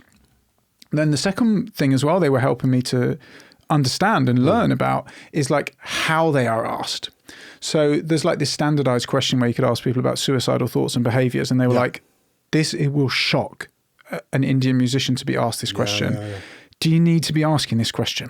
And I was like, well, I guess we don't need to. We could remove it, but I think it's, given what we found in the US and the UK, I think it's really important that we ask it. And they were like, okay, well, can I tell you what I would do in India? And I was like, please, like, tell me. They were like, take the questions that you have in the survey. We're going to take this suicide question. We're going to move it right to the end to be the very last question. And you need a whole page in front that says, you are now about to be asked this question. If you don't want to continue, click finish and the survey can end. You do not need to answer it. They were like, you must treat this with respect and care here. Wow. And I was like, wow. Because it's so hot? Because it's so taboo to ask people about that. You know, it was only very recently decriminalized in India. So various things like this about making it culturally sensitive. I don't know anything about India, So we had to co-create it together. Absolutely. So the survey is 100% co-created on the ground in India. And also being very aware of like, you know, decolonial literature, that it's not like me going over to India as like this white English person being like, this is how you do mental health research. Like, bun that. Like, that's not what we're doing. So I was like, this is what it would look like, but let's make it appropriate. Yeah. So that's what we did. We made it work for that setting. Yeah. So there's been a huge amount to learn about that. And hopefully if we can go on maybe and do some interviews there and things and enrich that study even further, there'll be even more to learn. And even like down to lots of other things as well. Like the other big thing I had to learn on the India project as well was like, what's the music industry in India? It's actually more diverse than you think, right? Well, it's basically that it's film music. So Goa and places like that have got a huge electronic scene. Sure. Okay. So there's two bits in this answer. So one is, if you look at like the Indian music industry data that I was looking at before, it's essentially 80% films. Bollywood. Bollywood is the most dominant one. Like the Hindi film industry referred to as Bollywood, but there's other film industries too. But so that's film music. And then they refer to non-film music. So like, and the non-film music is what we might think of as like popular music or like the music industry. But it's not, obviously it's not only that, because non-film music also contains like devotional music. So they'll be talking about music that's played in temples, music that's played at weddings, music that's played, you know, and to speak to your point, it's so diverse. Yeah. It's mind-blowingly diverse. So when I do like research in the UK or whatever on like the music industry, what I think of as the music industry, which is basically like rap, dance, pop, rock, of course. basically like Western popular music. Yeah. That's, I mean, of course that exists within India. There is dance music, there's rap. But it's like 10% of the whole overall thing. And so we had a huge number of discussions with the team in India, which is, how do you identify this group? So we have various like complicated questions in the survey where it's like, do you identify as working in film music? Well, I was about to ask, do you essentially sort of kind of segregate those responses to say, right, okay, mental health, mental state, mental well-being, etc. in film, and then the other non-film, bit, devotional. Well, even then, as you say, like having like the sort of kind of religious music in temples and things like that. Do you segregate that out as well? So you are defining categories? Yeah, the idea is that we're going to try and do that. But I mean, you can only really do that if you get a big sample. But as you say, that comes with its own complexities, right? That's and crazy. It may well be that we only get a few hundred people fill out the survey. I mean, you don't know until you start. What's your target? Do you go into these things with a goal? They're very hard to know, aren't they? But, you know, 2,000 in the UK, 2,211 we got in the UK.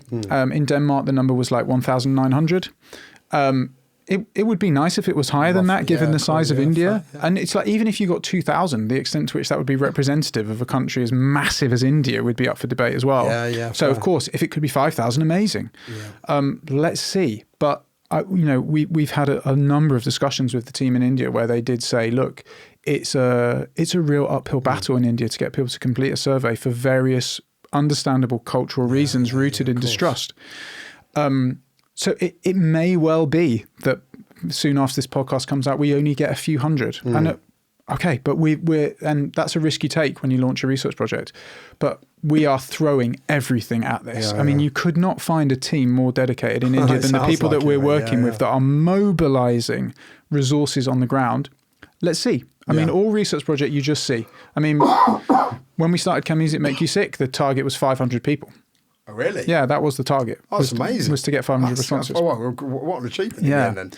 So, yeah, and in Denmark, I remember that the thing there was they wanted to be the biggest study in Scandinavia. And previously there'd been a study in Norway that had 1,609 responses. So that was the target, right? Could we beat them? Fair. I mean, to a certain extent, these things are like how long is a piece of string, right? Because it's like, pick a number out of thin air. And you can have a whole host of, like, you know, there's a research project I did that had 254 respondents, but you can still conduct statistically significant analysis with that number. So the point is, even if we got 300 in India, you could do something with it. Of course. But it would be difficult to argue that it's representative of the Indian music industry. Obviously, this isn't really relevant, but do you know what the population percentage of people in India do music in comparison to, say, the UK? Yeah, so this, again, is a question that we've been like debating among the team in India a lot. What's that number? Yeah. Because, like, in a way, you need to know that number to know whether you've achieved something of statistical significance. Yeah, exactly. That's what I was thinking. Yeah, and the answer is we don't know. Okay. Yeah. So, like in the UK, for example, they would do things like, right, well, what's the number of like musicians working in the music industry? One of the proxies for that is number of musicians registered with PRS for royalty collection, because PRS registration is so prominent. Yep. No, that's not to say every working musician in the UK is registered with PRS, but a good lot are. Let's be honest, if you're making music consistently, you're on PRS. Yeah, exactly. So it's a pretty good proxy. In India, that's a terrible proxy because the Indian Performing Rights Society has 14,000 members in the whole of India. Wow. And that is an incredible jump. So the most recent person who's been in charge of membership relations, who I met over there about sharing the study, has done a mind-blowing job of increasing that number in the last few years. Really? She's called Rumpa. She's done an incredible job.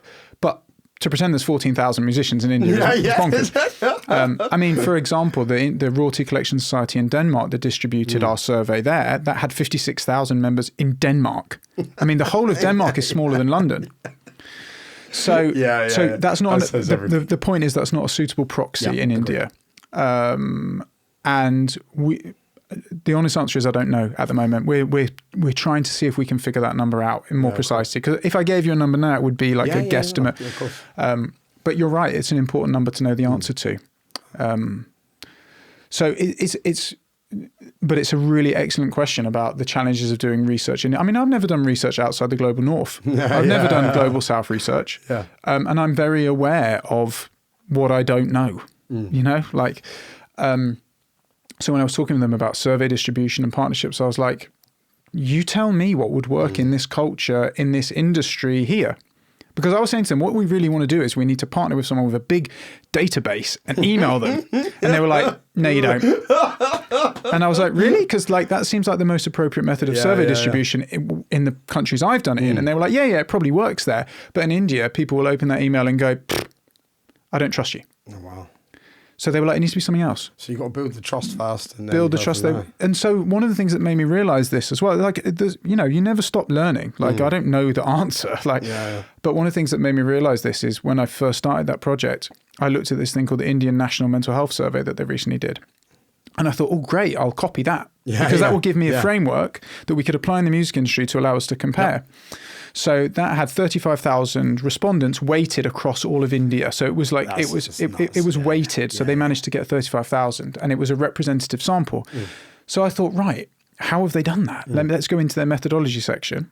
And I was quite disheartened when I read it because the methodology section is a survey will not work in India because there are huge parts of rural India that don't have internet access. Yeah, fair. There's huge parts of particularly rural India that are not literate. There are so many languages in India. You can't just do it only in English to be representative. So we went door to door. Wow. 36,000 door to door across India, across all of the states in India, because that's the way we could do it. And I looked at it and thought, oh my God, we can't do that because we don't have the resources. We don't have any funding. Yeah. So again, though, but that was a study that illustrated to me the fact that I'm here as much to learn as anything else. So yeah, our survey in India is in English. That's a limitation. It can only be completed by literate English speakers over the age of 18. Can you not, surely, so obviously you've got a local team, surely you can get it localised or translated, should I say? Yes and no. So if you have a survey in multiple languages, the question is whether or not the two answers in the two different languages of that survey have the same level of translation validity. Okay. So you're not asking identically worded questions to identical people. Yeah, fair. So, and given that we didn't have time to construct a full translation validity survey, we didn't basically have the resource to do that. You had to pick a language. So the language was either English or Hindi. Yeah. And it can't be both. Yeah.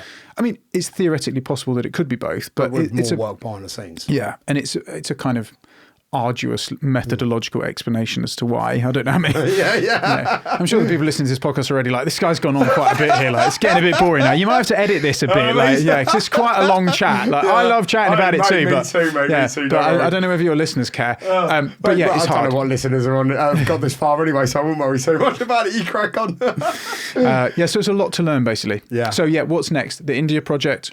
I've also currently won the funding for another project, which is analysing a very, very big, like over 3,000 musicians, like clinical mental health outcomes as a result of therapy and other forms of treatment to work out how well it's working and things like that. So that will be coming out really soon. Congratulations, man.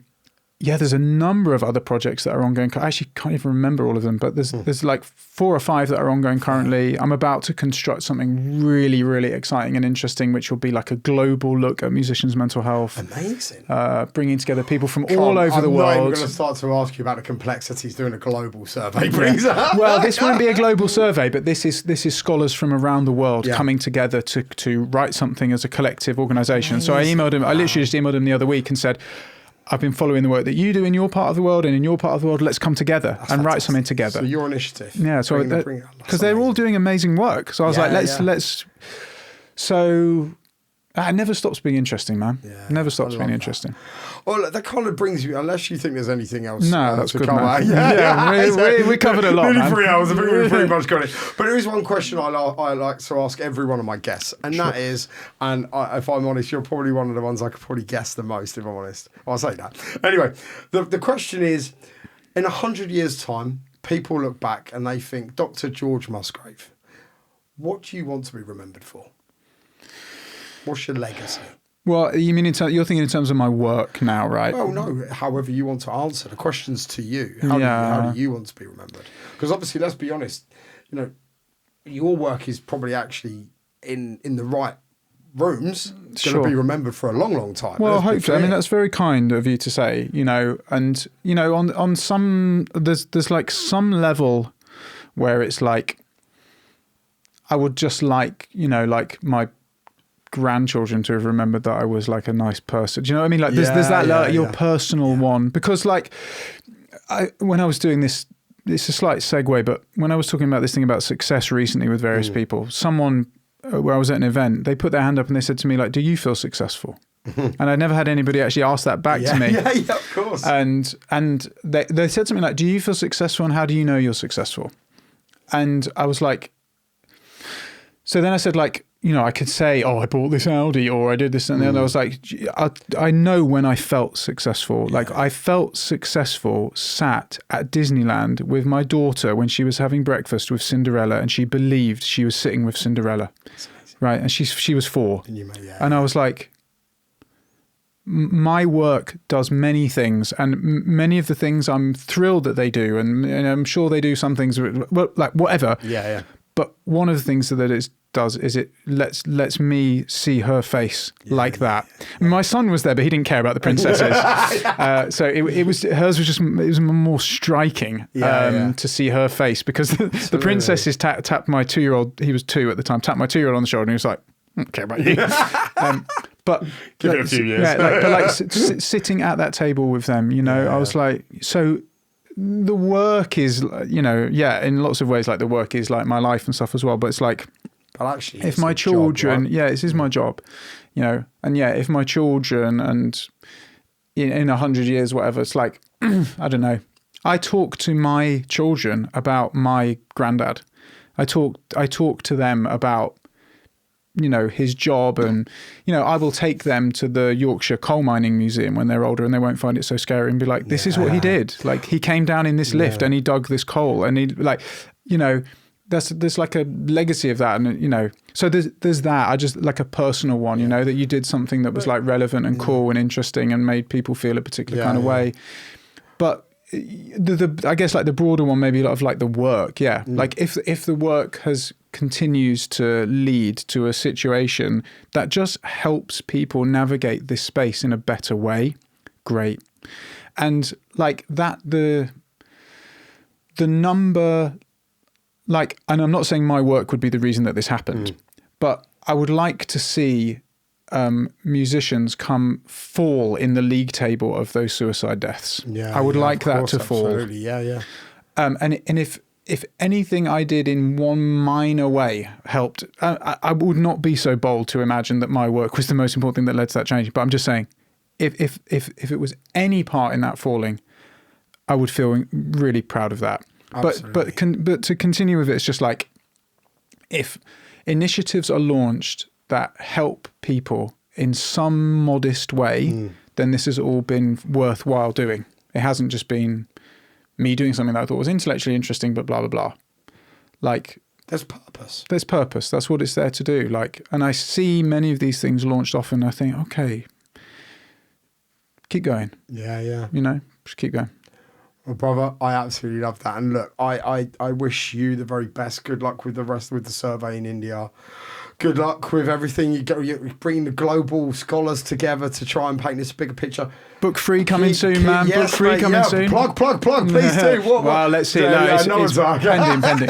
I'll post it if it comes up. Yeah. But look, mate, honestly, just reading through this, my admiration for you and Sally and Goss, obviously. She's amazing as well. Like, honestly, absolute hats off to respect you. It's something that absolutely needs more attention. When, as I say, that we've highlighted a number of statistics today, and it's an alarming scenario to see, sure. an alarming thing to see. So, buddy, I wish you the very best. Keep doing what you're doing. Thank you, man. It's been an absolute pleasure. Appreciate it, man. Thank you. And that's it for this episode of Beats Learning. A huge thank you to George for such an open, thoughtful and vital conversation.